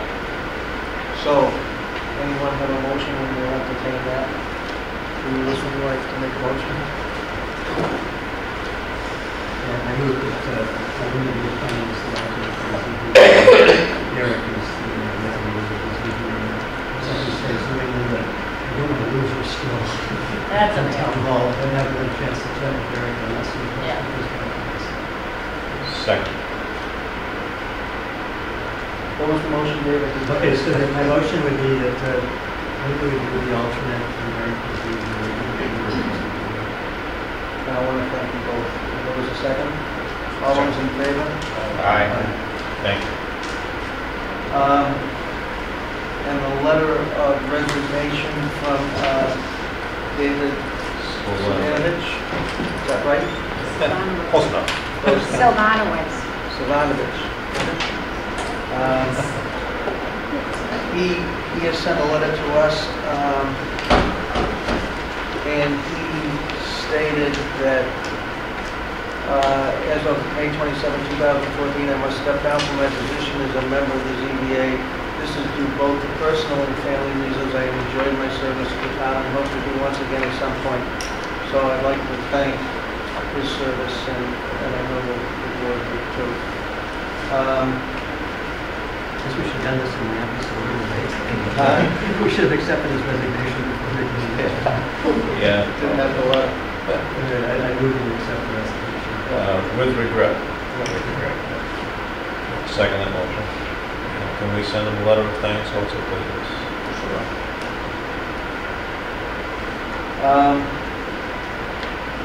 We received, is Elizabeth Szymanski in there? Yeah. She would like to be on the agenda to discuss the fire of the Sears Memorial Park with the board, and if you would like to come forward, that would be great. Come and tell us everyone where it is, and, you know. Is it right here? Sure. The park is on Sunset Boulevard, if you want to go down to Refuge. It's a small, like, 9,000 square foot area. It's got some structures built on it. Native plants, shrubs, and it needs help. So I've been on the committee maybe 12 years, and there is no committee right now. And I'm not sure what the town wants to do, if they want to form a new committee. And I'm happy to outlay whatever information I can to someone else that might want to pick up the reins.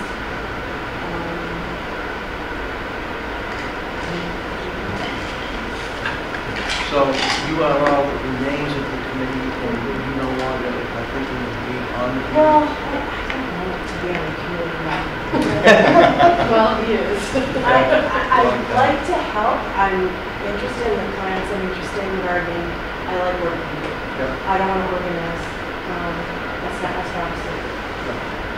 Now, in the past, has the committee been active in maintaining? Yes.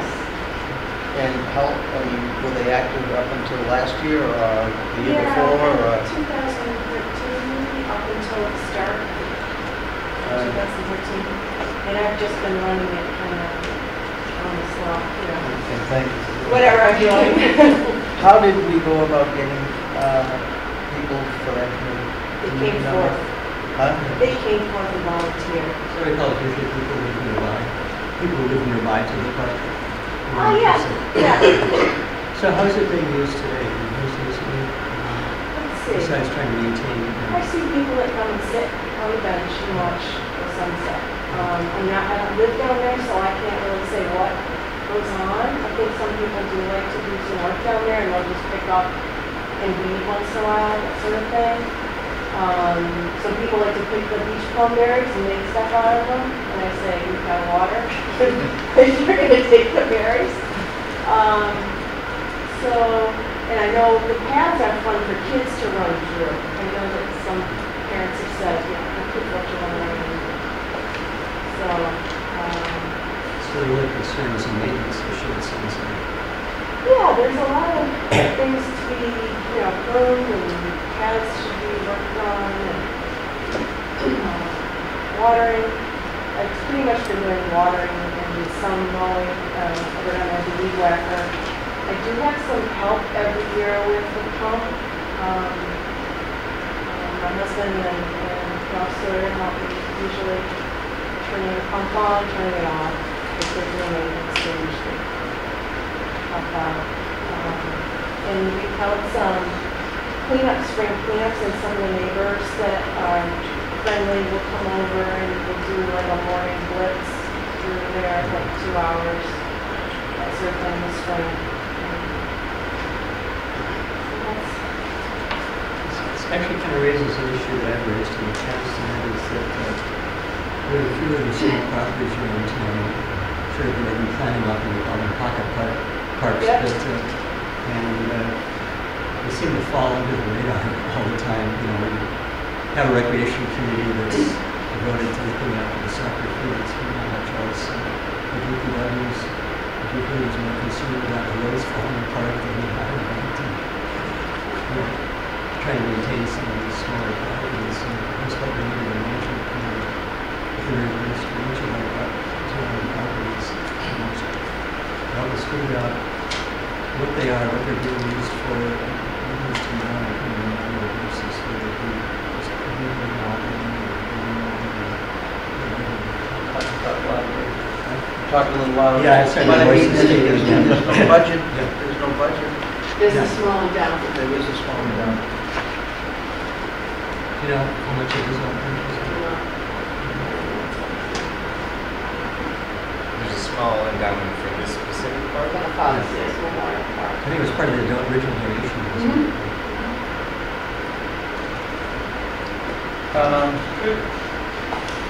I think that we would really like to thank you for everything you have done up until this time, and I'm not so sure how to proceed with this, Tracy. Probably, I can certainly get in touch with the Daily News and ask them to include in their reporting on the meetings that the board is seeking volunteers to serve on that committee and try to reactivate it. We have put some information on the website, but we haven't received any volunteers. Hi, I'm Jan Forrest. I live in Plum Island, and I'm on the Plum Island Beautification Committee that they have at Peter Hall. Every month we meet, we've done the planters and things to that effect. So maybe some kind of coordination with people in the Peter Hall might help find the right people, because I know we're all volunteers there too. And it's a non-profit. We do the yard sale thing on the island to get money to be able to do some things like the planters and things. So, you know, you might want to maybe Get up who here. are involved in that might be interested, or tie in, or know folks that are, because it's, yeah, I don't know. Can you contact me through PITA? Yeah, there's a website on Facebook for the Plum Island Beautification, which I think I tied to, you know, but not being the computer whiz that I'd like to be. So, but it might help, you know, find some interest in. And if we can maybe get a contact like that going, we wouldn't be afraid to kind of show them some of the stuff that we're doing, because certainly you know, yeah, that would be great. So, we still got all the, I just want to point out, you know, we have another little park over in Pearson Drive. You know, and again, it's one of those ones that no one seems to look after very much, but the neighbors occasionally pitch in and so forth. And I first became aware of it when I was around T-ball. Kids moved over there because we're so short of anything that looks like a baseball field in this town. And it's like, there's probably a couple more of these little properties, but those are two. The search parking and Pearson Drive has come to mind that I know people have used in the past and part of the still using. So, some neighbors on this property. Well, especially, you know, if the beautification society is interested, much easier to create a sustainable effort if you're feeling there's something bigger than you know. Yeah. well, if you two could maybe talk a little bit too, while you're both here, and I want to at least extend from me, and I know the board, my most heartfelt thanks for what you've done. Oh, yeah. I mean, gosh, you've done, It's not just me, there's going a lot down of there and people. weed eating, and, you know, so, and thank you very much. Oh, you're welcome. So, Thanks. huh? Oh, let's go back to the beginning.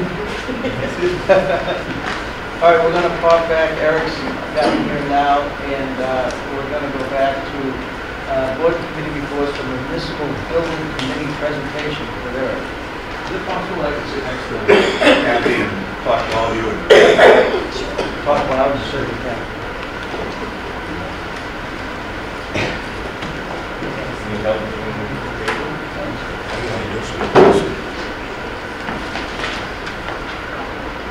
Oh, Good evening, Chairman Walker.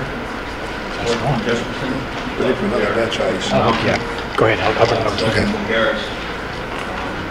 My name's Eric Swan, live 14 Old Farm Way. Currently, now, I'm a member of the Zoning Board of Appeals and a full member. You know, I'm here tonight as chairman of the recently formed Municipal Building Committee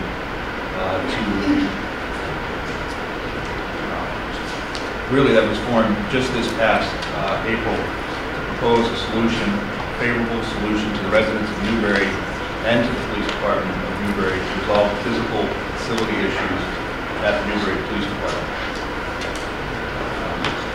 I guess I'm here tonight to make a report. It's stated I don't have a presentation, but, and there's always a but, I'm not here to discuss the site selection, program, the budget.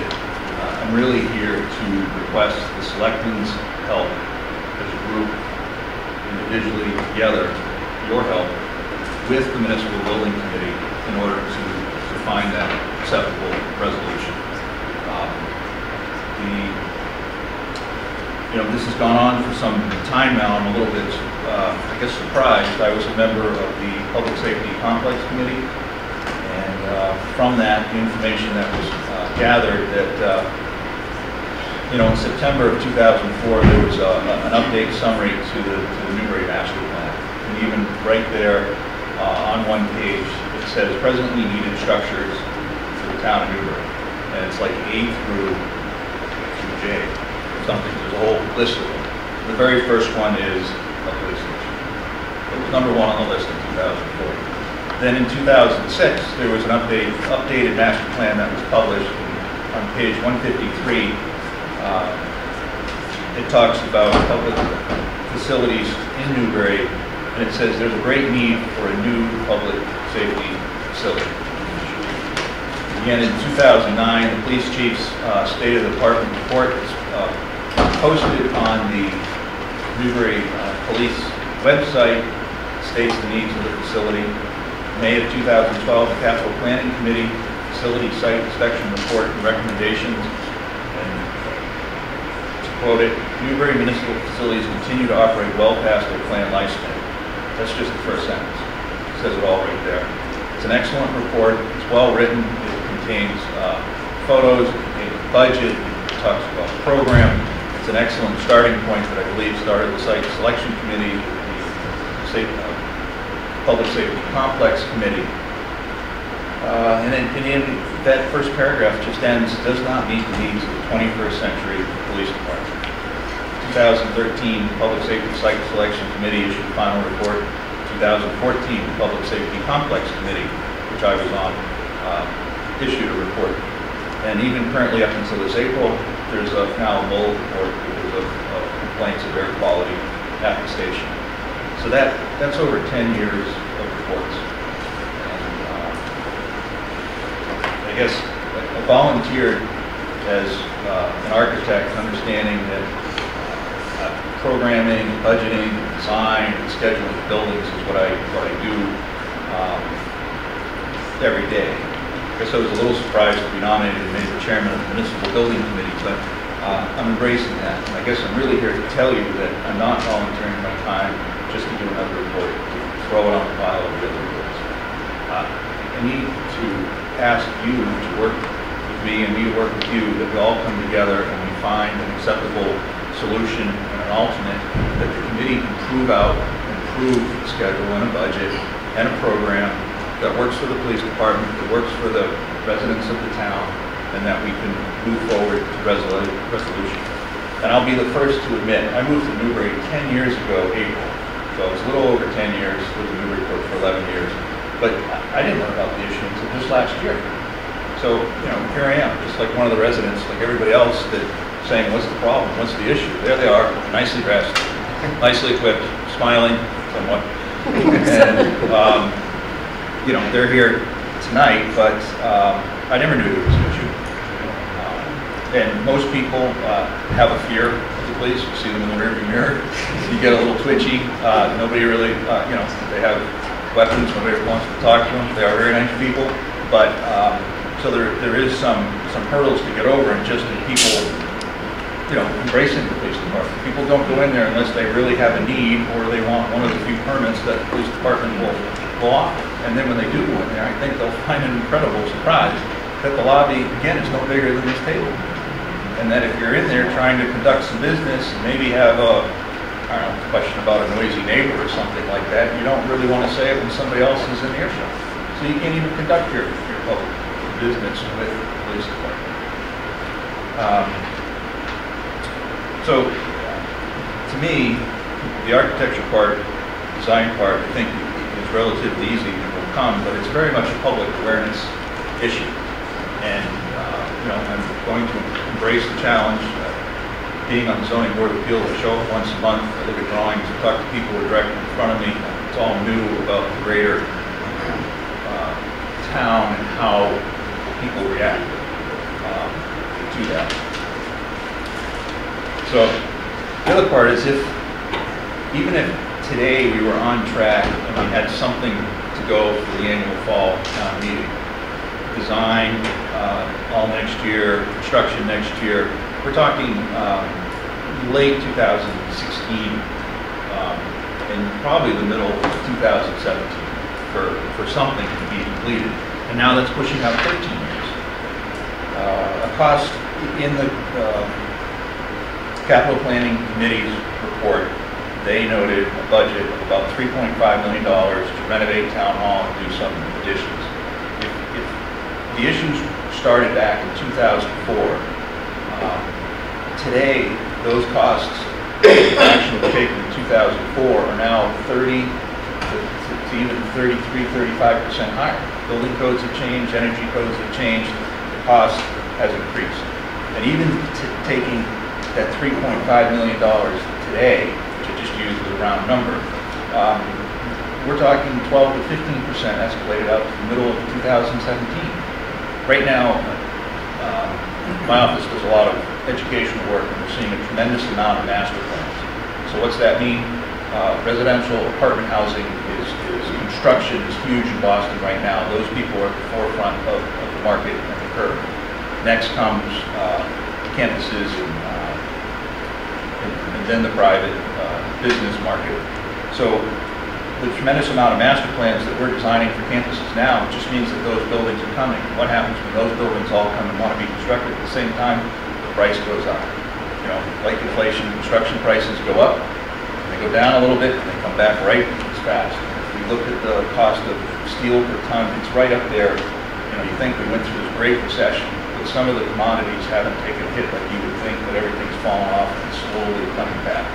So now's the time to take some action in order to save some money. We just can't keep prolonging this just on a dollar store.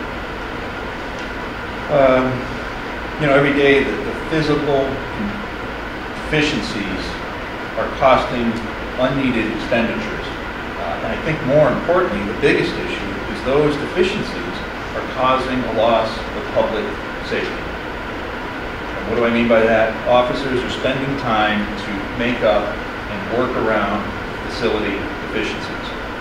Since 2004, the Newbury Police Department has taken into physical custody 1,165 persons. What's that mean? That means a person was arrested and brought into and through the station. So that averages out to 14.5 people a month, and let's just say call it 15. So that averages out to one every other day. We know people that misbehave don't actually cooperate, so they're not all doing it every other day. They're doing it on weekends. They're doing it more towards the summer. Why is that statistic significant? It's very significant because the booking cells and booking room and holding cells that they have do not meet the minimum standards. The police department does not feel comfortable locking somebody in their own cell. So the arresting officer typically, they arrest a person, they drive them up to the front door, they bring them to the public lobby, they bring them back to the booking room, they do all the paperwork, and then at that point, there's unneeded expense and wasted time. From that point, you either have to sit the person there and put the officer, the patrolman, watching that person, or they need to transport that person to the Middleton round trip to transfer a prisoner takes about an hour and a half. So if the average of 15 people a month, and we say most of it happens on weekends, and you possibly could have 2 arrests happening within the same couple hours, there's only 3 people on duty typically at a time. Jump in if I'm misconstruing something here. Doing great. But you have a dispatcher who sits at the dispatch booth and answers the phone and takes questions and calls the cars. And you have a sergeant and you have a patrolman. So that's 2 people driving around. If it's Saturday night and it's a full moon and people are a little crazy and you happen to have 2 arrests within an hour of each other, both those people are brought into the station and either being transported to Middleton or they're being watched while bail is being made or arrangements are being made. So what's that mean? That means nobody's patrolling the streets like they should. So,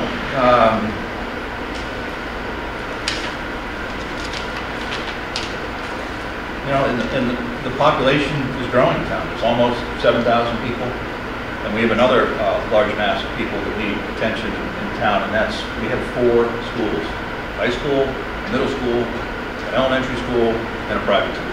It's about another 3,000 people that are in town, and I'm not trying to, you know, those are rough numbers, but it just shows the level, and if you probably understand the population growth maybe better than I do, but with projections, if the station is already outdated years ago, it's outdated today, and it's going to continuously be outdated with a greater population. Those numbers and statistics that I mentioned will go up. So today's issues need to be addressed for today, but they also need to be addressed for the next 30 years. It doesn't make sense to build a building that would be focused on having a lifespan of any shorter. Hopefully we would do a great job and build something that would last 50 years, and there would be great value in designing it and planning it that way. Now I've got another point, probably a little embellishment and traumatize this a little bit, but I was I'm late, and I appreciate you taking me off the schedule tonight because I was at the elementary school for my daughter's 6th grade graduation. So I'm thankful that I could actually attend that. But school was out on Thursday.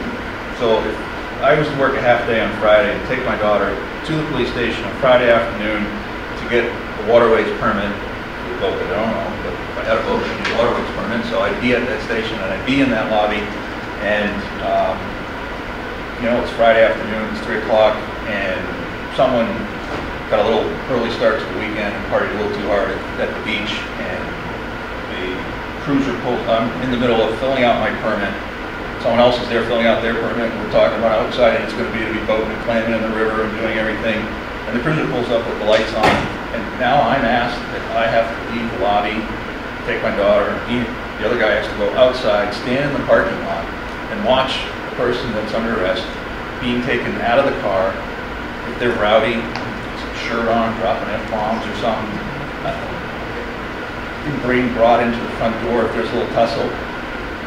I have to, that's unacceptable to me as a resident of the town, to even have that happen.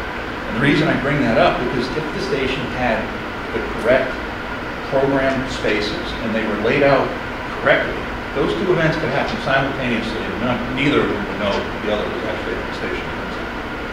So it's not just paint, it's not just some new drywall or a little plumbing fix. We need current spaces that function as they're supposed to. And I haven't even touched on the safety concerns or liability or needs of the actual police force to have to work in there. I would say if you haven't taken your tour of the police station, that you need to take a tour of the police station. I would ask anybody that's watching on cable TV, if you have even a remote interest, you should take a tour of your police station. It's your police station. You need to, understand it.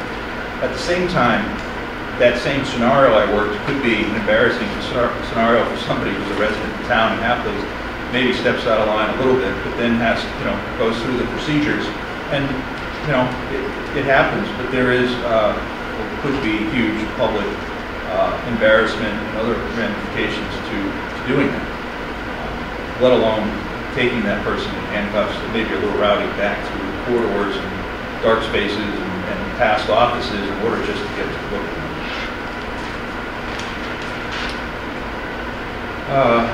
And you know, to me, the police station should be like the town hall. Should be a place where residents feel safe. It should be a civic building that has some distinction to it that people feel like, you know, they can go to and they can transact their business, and we should have some sense of pride about the spaces that we're housing people that guard us in. And I say that as a sense of the overall architectural design, but I also say that it doesn't have to be overly grand or huge, but it just needs to be laid out the right way. I'd like to tell you that as a professional licensing, practicing architect, you know, I have the design experience, I have the programming experience, I have the scheduling experience. I typically work on large educational projects or commercial projects. My projects run from $20 million to $120 million in size. My most recent project that I did locally was the Service Credit Union building up on Route 1 in Portsmouth. It's 100,000 square feet, it's $35 million. Why do I tell you all that? Because we're talking less than 10,000 square feet, less than $10 million, probably is the solution here. I think that once you have some confidence in me, and when I ask you for support and for cooperation, that we can work together to find that solution. The committee members, Tracy, the town administrator, is on the Martha, the town planner, is on the committee. Deputy Chief John Lucy, I'm on the committee. We also, the building inspector Sam Jocelyn is on the committee, and we have another resident, Richard Ronder, who's on the committee. And I would make a plea to the Board of Selectmen, to anybody that's watching this on the cable channel, anybody that's here tonight, that we need more residents. We need some more residents to get their input and their thoughts and to take the radar, the temperature of what residents think. And if you have never been to the police station and not quite sure what this is, please come by a meeting. Please take part. And if at the least, if you're not interested in signing up and volunteering and coming to early morning meetings, then I ask everybody in town just to, you know, bring this up as an open discussion. It's going to come up soon. It's going to come up at an annual town meeting, and everyone's going to have to make a decision for themselves. And the decision that you're making will be a dollar decision, but it's also a safety decision for yourself. So I think with that's the report that I'd like to give you tonight. That, I'm committed, the committee's committed. We're not just doing another report to put her on the pile, and that, you know, we need to work together and really need the public outreach support of the Board of Selectmen. So with that, I thank you for listening. Can I interject something on that? Yes. In behalf of what he has said. Working as a town employee, and I'm not saying this as a town employee, but going in and out of that police station, I don't know how these gentlemen work in that basement there. I have gone in there to make copies, and they've had these machines go in to clear the air in there because the air didn't meet the quality standards. I don't know how these gentlemen do it, but I as a taxpayer and a homeowner in this community, I am single, I have a lot of payments, I am willing to pay and make that extra effort to put out money to help the police department. I just want you to know that. Yeah, I may have, the issues at the police department are so deficient that I probably sugarcoated them, and I'm even a little shy to list them in full because I feel a little too forceful, and that's not the kind of person I am. But they're there. We just can't let them keep going on, and they will come out as we move forward and try to figure out what's best to do. Thank you again. Thank you. Jeff Fennick, just one comment. I think since I've been on this board, I think the board's been very supportive of the concept. And just today when I was in town hall, I stood out growing mushrooms in the basement. Then we got to just the issue of trailers, you know. We're running out of space to put trailers every time we bring in a trailer. We need some parking, we don't have enough parking as it is. The town hall, you know, it's getting crazy. What do you do? Well, The only trailer park in town? We're headed pretty much. We remain very optimistic with keeping the tires on it. I had about a 10-minute speech for the previous town meeting and got about 2 minutes out, and, you know, trailers, and is that acceptable for public safety facilities for our town? You know, as part of that message. Thank you, and I can say that where what David said, I know the board is very, very conscious, and Tracy's been working and trying to identify, and we're making progress. And some of that progress will be obvious and will come before you. I understand that. We have some work to do, and I, committee, will be back before you very shortly to help move this along. Thank you. Perfect, thanks. Is this building closed at 10 o'clock? Yes. So Yes, it does. we're going to move this along. This is the reappointment for 2015. Kathy, this is how we usually do it. This is what's in front of us. This is what we've done in the past, right? Then these are the reappointments for 2015, and I'll read them, and like we usually do, if there's a hold and you want to hold that one and discuss it separately, we can do it. But otherwise, we'll vote to include everyone in the motion. Agricultural Commission, William Kobe Mekazaki, Animal Inspector Tom Keeper, Carol Rock, Principal Assessor Michelle Braceforte. How was that? Board of Boston Trail Committee, Christine Wilkerson, John Van Selwick, Martha Taylor, Steve Graham, Kim Kisk. Building Commissioner, AD Administrative Compliance Officers, Sam Joslin, COA Directors, Luann Cooper, Jerry Dorr, Joyce Macheras, Jean Doyle, Albert Goldthorpe, Joanne Hogan, and Illinois. Conservation Agent, Conservative Commission Chair, Conservation Commission Chair, Doug Packer, Conservation Commission, John Hartnett, DPW Director, Tim Leonard, DPW Foreman, James Sherrod, Electrical Inspector, William Rosenthal, James Hoffman, Assistant, Finance Committee, Bob Connors, Gas Plumbing Inspector, Gary Downs, Historical Commission, Christopher Drylog, Channing Howard, Susan Nagley, Jacqueline Ann Forrest. Insurance Advisory Commission, Kathleen Soroy, Diane Doyle, Attorney, Jenny Kramer, Alex McConnell, and Sandra Patty Fisher. Media Committee, Mario Carnaval, Paul Dobbins, Alicia Greco. MPC Attorney Commissioner Martha Taylor, Open Space Committee, Dan Streeter, Martha Taylor, William Cabone, Recreational Committee, Billy Went, Dave Taylor, Diane Manta, Richard Capilouka, Warren Manta, and John Marcolone. Administrative Assistant to the Board of Selectmen, Kathleen Soroy. Stormwater Management Team, Arthur Constantinonis, Deborah Rogers, Doug Packer, John O'Connell, Martha Taylor, Tracy Blaze, Yvonne Buswell. Town Administrator, Tracy Blaze. Town Planner, Martha Taylor.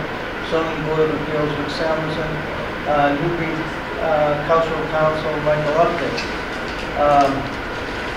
All those in favor of reappointments, we're going to make a motion to appoint all these people and then go back to the hold. You want to take the hold first? Motion to approve all with the exception of the finance committee. All right, is there a second?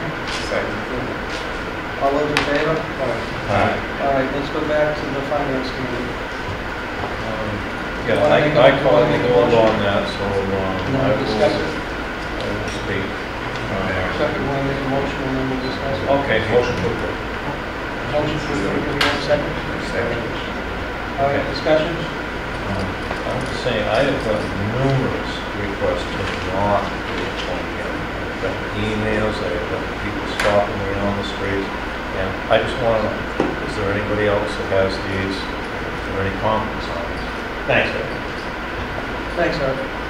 Mike, did you have anything to say? Well, I just, Oh, I've heard some people say very good things, and some people who are not as thrilled with him. I've only read a few of his reports so far. I haven't received specific requests as because worked with him for some time. I think part of the problem is his skills which have been beneficial to the town's background in construction and public management. At the same time, as a personality that sometimes drives a lot of people the wrong way. I think this is the difficulty. I value the expertise that we have in town, especially those such as volunteer time for various boards and committees at the same time. Their public services and as elected officials, it's important that all these individuals think of the whole community and do their best to handle things for personal as well as everything. So that's most things I personally find that completely understand what I think of talent, and I think that's kind of the potential that Chuck is seeing in the people that are impacted.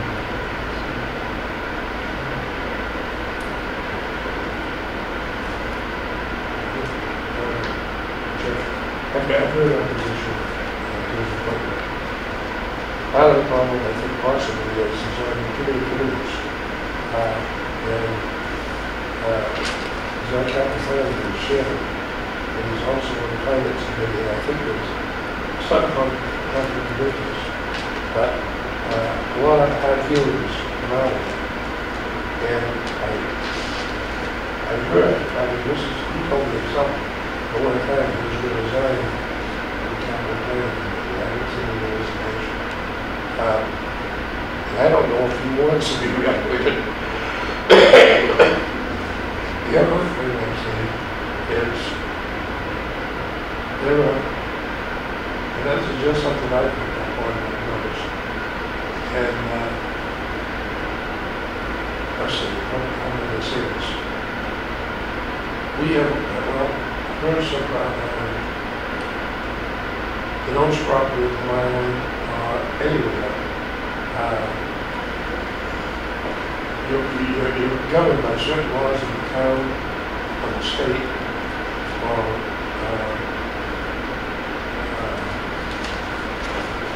federal government. And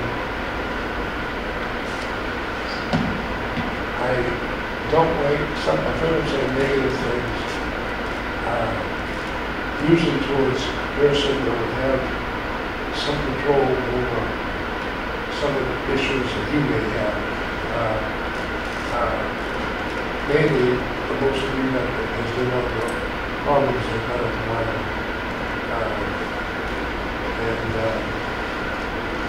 Because we have people on blue sheet, buildings right now, they're going to do a lot of work, and at some point in time, they're going to be asked to vacate your homes. That's a safety issue. You can't hate that person, and you just can't, just like that person. You got to work with them and try to, bring things together and get it done. On a positive note, he's done a lot for the town as far as fixing town hall, getting different things done. When he steps up to the plate, when he makes a commitment, he steps up to the plate. So I really don't want to do it. We can't have a person on the finance committee that's in an advisory capacity, trying to overpower our finance director, any of the selectmen, or anybody else that was involved. And that's what I don't want to have. That's what I'll make a statement even though I'm chair, and that is Bob Connors probably does a lot. When you do a lot, you can certainly come in conflict. I don't think you can expect capital planning to always do what we expect them to do. mean, it's the nature of why capital planning is there. They're gonna be very watchful, and that passes through to some of the finance committee, I think, too. So, that being said, we've all recognized what Robert Connors has done for the town.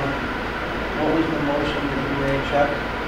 Motion to approve. All right, motion is been made to approve. All those in favor? Jeff, could we just continue the conversation? Quite honestly, in my experience with him before, Dave, talk about it. I'm trying to do my best to just sit there. My voice is, we don't have our microphones tonight, so it doesn't help. Quite honestly, I think given his skills and background, he's better suited for capital planning than his performance.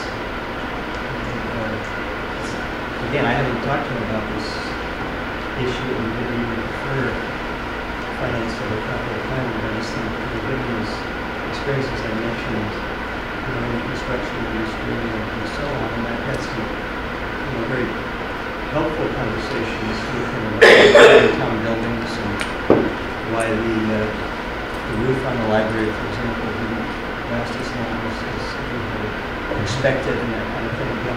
That's an area, whose expertise is really good. And the capital planning, that's kind of what we hope that they're doing, is looking at facilities, looking at what needs to be done so that they can develop this long plan, whether it be for our buildings or for our building replacements. I guess part of the concern is that he's doing too much, or he's advisory to the committee, the finance committee, and sits on the finance committee. My personal preference would be to keep him on capital planning and take him off finance committee. That in fact is part of this general concern that we're hearing from the department. I think what Mike has said, and what Mr. Connors has said to me, he's going to step down from capital planning. So, that being said, Doesn't start strong whenever it gave his presentation. And what he would like is for all of us to work together so we can reach a common goal and work together. And I think basically that's what I want to see.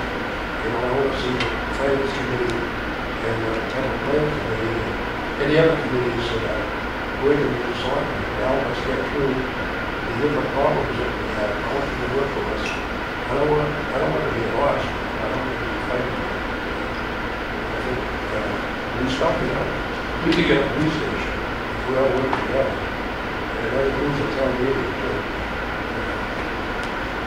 I mean, one thing I want everyone on this board to know, at least as long as I'm chair, I don't want anyone to think that we're not going to work with capital planning and the finance committee, because I'm going to do my darndest to make sure that works. I mean, and to be honest, I'm not so sure it hasn't worked to some degree, but it's certainly, I want to make sure it works. So, yeah, the only thing I wanted to say is that Bob seems committed to the town, and I hate to, without a lot of reason, not vote for him on a committee if he wants to be helping. We don't always get as much help as we need, as was demonstrated with the park earlier, and so I think it might be a waste to turn a blind eye to that if we can have a lot of people who are chomping at the bit to take the position.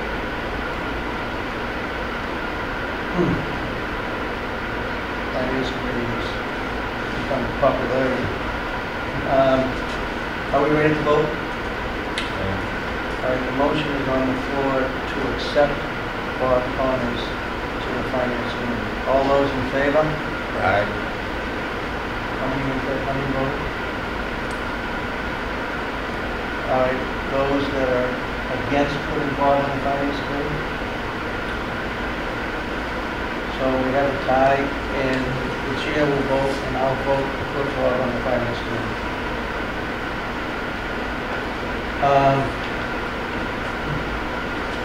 Okay, planning board appointments. We have to take and The planning board has voted unanimously at its May 21st meeting 2014 to recommend the following appointments. John O'Connell to the planning board as a member of the planning board to the Concom. Martha Taylor is an alternate to the Merrimack Valley Planning Commission. Kathleen Pearson is planning board liaison to the ZBA. Motion to approve? Do I hear a second? Second. All those in favor? Aye. Okay.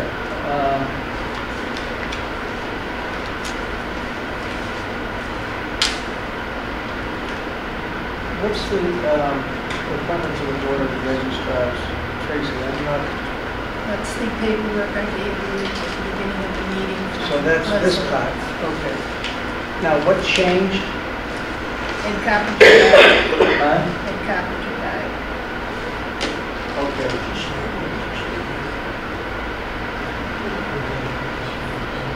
No, just got it. So, we have in front of us, our town clerk's recommendation on what to do. Did you read that? Because I'm gonna read it. All right, you ready, guys? I'll read this.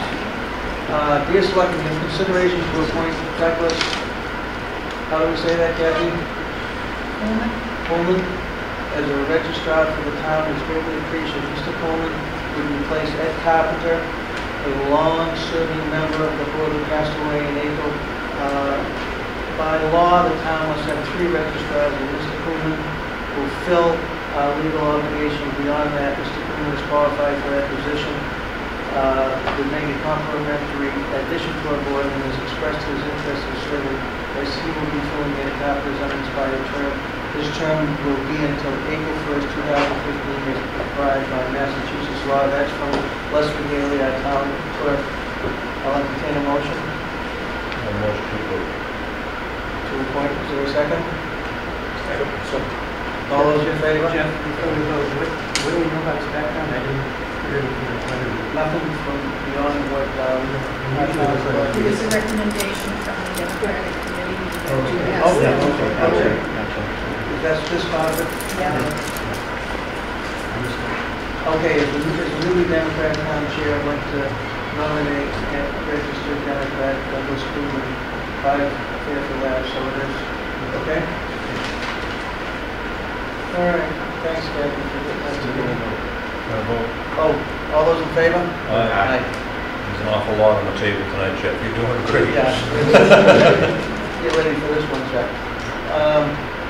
We need to appoint someone to represent Wiggle Avenue, to the Eastern Essex Veterans District. There's a lot going on with the Eastern Veterans District. They've lost 2 key people. One's coming back at this point. The Veterans Office is a very complex office, I think more than what we realize, right, Chuck? It was. When Chuck and I have gone to a meeting, I mean, I I didn't left know. with my head spinning. I didn't know much about 115s and what could be lost in an office like that. Everything has to be done in a timely fashion or our veterans could lose a lot of money that they're entitled to. So we need to appoint one of us as a representative to that board. And I'm not so sure as chair that Joe used to be at that, so Yeah, I was gonna say, Joe used to be. Yeah, and I certainly, Chair, you know. I certainly will go. Him. I don't, but you know something, Chuck, I don't mind having another person there too, so I think if I take it, we make a good team down there. A co or a... Yeah, make a good team. We should- Okay. All right? So, I'll entertain a motion of who we would like to, of the 2 people we would like to send to the Essex Veterans District. I'll entertain a motion. I think the motion was, nominate Jeff Walker, Jeff Day. Good. Yeah, second? Second. All those in favor? Aye. Aye. And that works out pretty good because it seems that like Raleigh has a couple of people that go in case someone gets in trouble and can't make a meeting. Because right now we're trying to reorganize and it's pretty intensive and there could be a meeting a week. Yeah. So I think 2 people right now is good. Well, they had said it was only once a year, but now it's No. gotten intense, so... Very good. Right. All right, this is the updated listing of the special municipal town employees.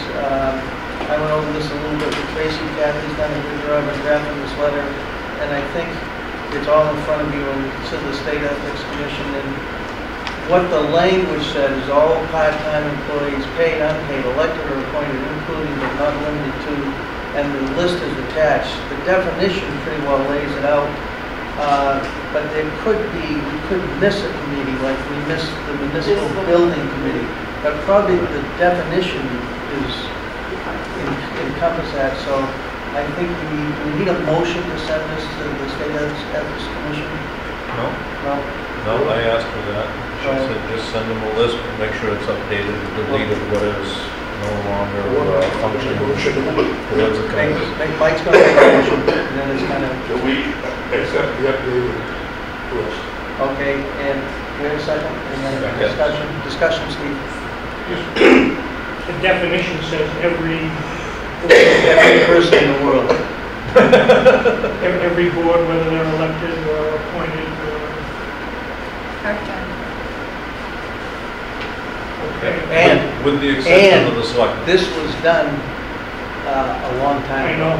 So it's just being That doesn't make it right. Doesn't make it right. All right. Ban on the backstop. Requesting that the Board of Health be taken off the list. Or elected, doesn't make any difference. I signed the ethics thing. Ban on the backstop of the Evergreen to advertise the music festival at Mantor Field. Linda has put the application before us. It seems to be in order, and the dates are 6/17 through 6/19. Motion to approve. Wait a minute, Jeff, can we Yes. talk 6/19? It would be like, No. 6/17 to 6/19, doesn't seem very long. Right, it's supposed to be 29. Yeah, the original request is the 29th. Yeah, that's what I thought. Where is it? 6/17 to 6/29. Because the function is the 28th. Okay, I read mine, Jeff. that's okay. So there's a little typo there. There's a typo there. That's okay. The request is correct. Huh? The actual request is Yeah, I see that. All right, so 6/17 to 6/29. Motion again, Chuck? Motion to approve as Second? amended. Second. All those in favor? All right. All right, Marty Joe has requested for the Council on Aging a letter that's in your packet to be put in the mailing, tax mailings, and that's going to go to the Department of DOR for approval. The Council on Aging, I could read this letter, but I'm going to paraphrase real quickly because we have a time element here. Council on Aging does a tremendous amount for the population of Newbury. The mission of the Newport Council on Aging is to provide services and assistance to encourage older adults to remain in their home. Such services include Meal on Wheels, transportation, medical appointments, and help and application for housing, fuel assistance, food stamps, health insurance. So they also help in resolving issues of insurance and billing areas and all the things that people need to stay in their houses. One of their major things that they need help with your support, we continue to be able to offer transportation, meals, and critical emergency social service to elderly neighbors. And they include this letter as a fundraiser for donations. All those in favor of including it in the tax bills? Aye. Motion. I made it, so sorry guys. It's okay. All right. The Essex County, the National Heritage, let me read this right. The Essex National Heritage Commission. It is their sincere pleasure to invite the town of Newbury to participate in an important cultural tourism initiative I believe holds great potential for your community. The Essex County Scenic Byway Wayfinders Signage Project, and they're going to kindly request that you appoint a member from your professional staff to serve as the community's unofficial liaison to the project. And as I read this, it is National Heritage is launching a wayfinding signage project with the top recommendation of the corridor management plan completed in 2011 with input for all 14 communities. The project is funded by the Federal Highway Administration. It entails the planning, fabrication, and installation of directional signage along the entire byway, as well as serving access routes and all private right-of-ways. So it is to enhance people being able to utilize and understand the scenic byways that exist. Is this something that goes directly to Martha? I think so. So I'll entertain a motion. Motion, somewhere along the mark. To appoint Martha. To appoint Martha. Is there a second? Yeah, I'll second that. All those in Okay favor? with that, boy? Okay. Raise your hand, you okay? All right. All those in favor? Aye. We have the minutes in front of us. Everyone, I think, okay? Motion to accept as read. Second. All those in favor? Aye. Aye. Okay. Under communications, we have an invitation from Yankee Homecoming. It is to honor the year's senior king and senior queen when they choose them. And when they choose them is a request from our town to send a citation from your office to honor our senior king and queen. They will follow up with your office again after the nomination has been received on July 9th and send you the bios of the new winner for senior king and queen. And the age requirement is 60 to be senior king and queen. So I'd entertain a motion to send a citation when we receive the notification of this senior king and queen. All those in favor? We have a memorandum from the Newry Finance Department. It is to the board. It is public information. I don't think there's any action required, and it is final judgments and some foreclosures on 8 Bluegill Ave and Kent Road. Tracy, could you just help us trying to figure out what stage of the process this corresponds to? That's a final decree from the land court. The town owns it now. This is all rights of redemption are forever foreclosed and barred.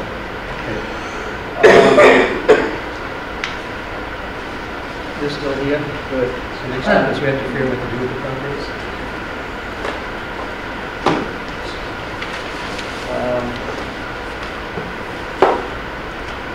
Last is the Hugh Doyle Research Center. Two things for me to do. Is writing a letter of appreciation, and I think it's once again significant that the letter of appreciation is for something that Carol LaRock, our animal control officer and townkeeper, provides to some of the people in Newport's neediest residents in the cats and dogs.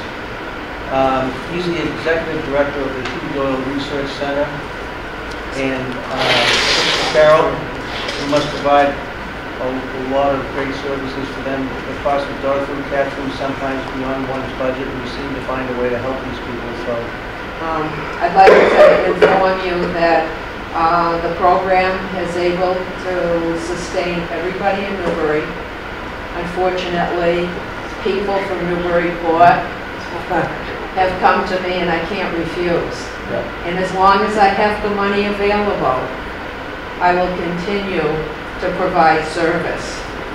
On a good note, we were put on the chocolate tour as we were voted as one of the charities on the chocolate tour from Central Congregational Church to receive whatever proceeds they made amongst 3 people. And I'd like to announce that last Monday, they told me our share of it is $2,100. So that will buy a lot of care veterinary care, and it will buy needy food for these elders so that they can keep their animals in-house, and, you know, that will be one less thing they have to worry about. And I love what I do. Thank you for all you do. Thank you, Carol. Carol, how is the food donation program working? I see this. The Council on Aging gives me the names of the elders in need. They call her when they run out, or some of I was them. thinking more on the other end, when people are donating, like at the veterinary hospital or things like that. They donate food. We have drop-off. I just gave Tracy a packet to give each one of you, and it will explain the whole program and where the drop-off points are. And we've been very fortunate that we've had some people come aboard. I have made kits to bring into different stores, and we've received some donations, substantial donations. I just got $200 last week from approaching a store in Newburyport. If you guys want to see what it looks like, we're doing it before we did a video on it. It's on our YouTube page, it's also on the channel too. And it explains what she does, so if you guys want to actually see it, go on a YouTube channel or it airs on the channel. So it explains it, go to different houses. Carol, thank you once again, the board, thank you so much. You're welcome. For what you've accomplished. I love what I do. I love my animal control work, and I love. The last time I was in the house, I didn't know if I was in an ark or not. Thank you, Carol. Yes. In 1991, when I was a director of public health in Newburyport, everything you've said tonight was the reason that I gave Carol her job as animal control officer for Newburyport. She is the epitome of the animal control officer, and we're lucky to have her. All right. Thank you. Yeah, high praise. Thank you. All right, we have executive session.